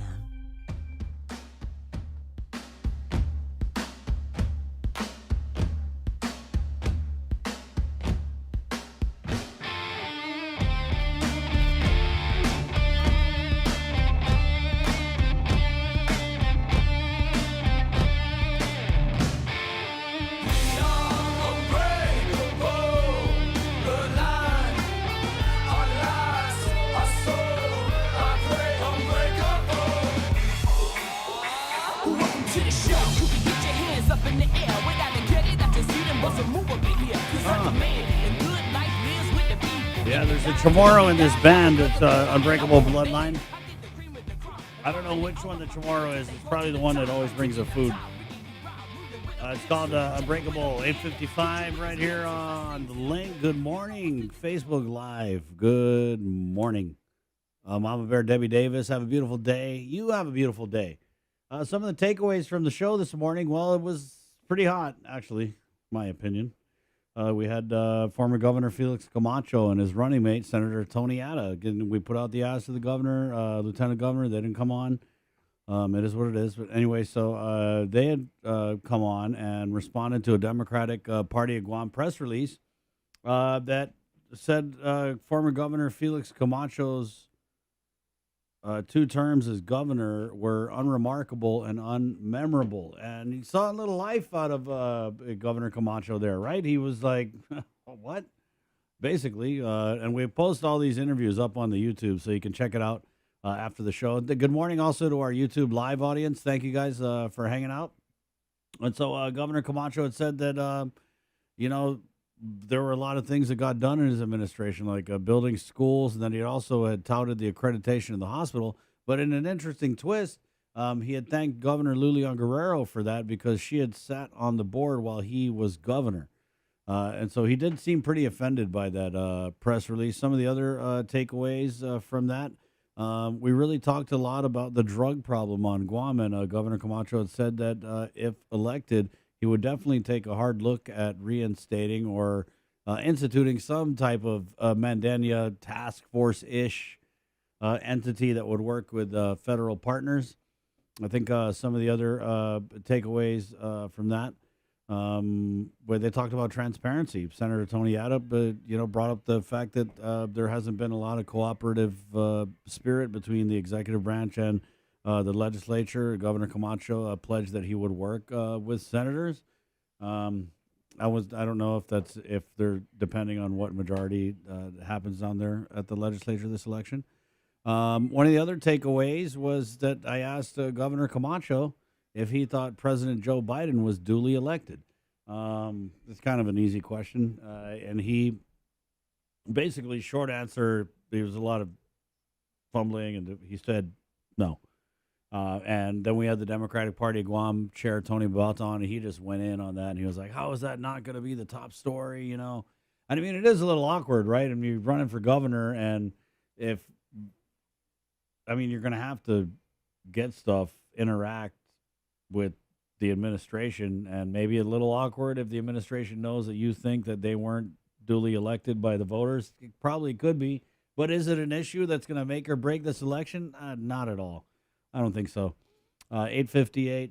So, yeah, it was good. Thank you guys for your comments. And then we did a little bit of pre-after party with Will Parkinson, Pete Santos, Beauty Camacho, some good discussion. Again, we're just really excited to bring you Decision 2022 in February. It's February 24th. We're going to go ahead and leave you with this. Is a great little feature that Tomas Maglotnia did. Of course, February is Black History Month, and so we wanted to leave you with this segment where Tomas profiles an individual from the CNMI for Black History Month. Hey, guys, we're brought to you by Cabo Enterprises, ITN, and Jack in the Box. For Joe, sir, thank you, Joe, sir. Good job today. Right on. It's hard. We're on Twitter Live, YouTube Live, Facebook Live. We got the radio thing. There's a lot of stuff going on. He's moving. He's going to 1s and 2s. Sometimes it gets crazy, and he has to go to the 3s and 4s, too. We also got your back with our primetime newscast with the KUAM News Team. They are working hard to bring you the very latest every minute of every single day. Okay, it's 9 o'clock. Also for my buddy Jason Solis, who brought us a Mungie Pop this morning. That was very nice. I think he misses us. Link fam, we're going to leave you with this feature, and then the Facebook Live broadcast will end again. My name's Chris. Thank you for joining us for another episode of The Link. Está Adios!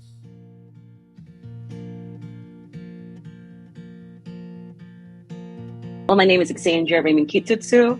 I am a physics graduate from Texas State University. So I got my bachelor's. I'm currently working as a research associate with Texas State and as the associate director of research and development at Movement Consulting, which is based out of Georgia. My dad is Chamorro. He was born on the island. My grandparents on his side were born on the island. My mom is Black. She was born here in the States. I think I always felt very, very lucky in both of those spheres. Since my heritage with the United States is on my mom's side comes from the African diaspora and comes from slavery. We don't have those strong ties to our original continent. We have this giant displacement of history that just started when we got here, and we aren't able to find records of our backgrounds, which I think it's just both not a curse, but is difficult when you're trying to connect to that part of your heritage that you feel like you're missing.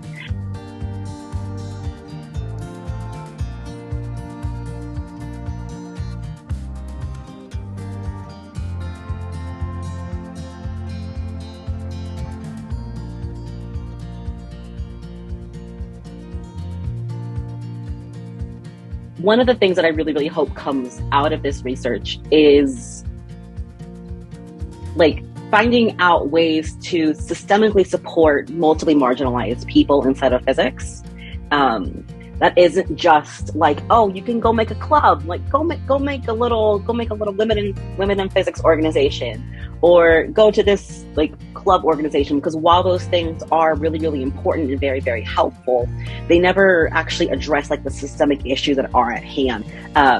But when you go into a classroom and you present as a woman and people assume that you're a woman, they talk down to you, or they ask the other student teachers for help, even though you give them the same answer. And it's just okay, I would just help you out. And you're gonna go to these two other dudes and be well, they told us everything and it was absolutely wrong. What are you gonna say? I need your help instead. And so how do we integrate actually making communities equitable for marginalized people and actually keep people inside of physics? Because if we recruit them, they're coming into these departments, but they're still put at risk. There's nothing that's actually keeping them there that is specific to their own needs. And so then they leave, as they should, because they're not getting that same level of support that they deserve.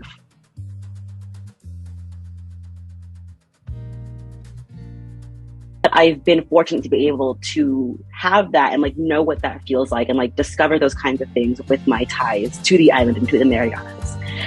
And with the social justice uprising that we saw in the last 2 years, it's really felt it's reflected almost my own journey and bringing these two pieces together, and really understanding solidarity between these two sides of myself, but also just seeing solidarity from marginalized groups that I call my family and my people.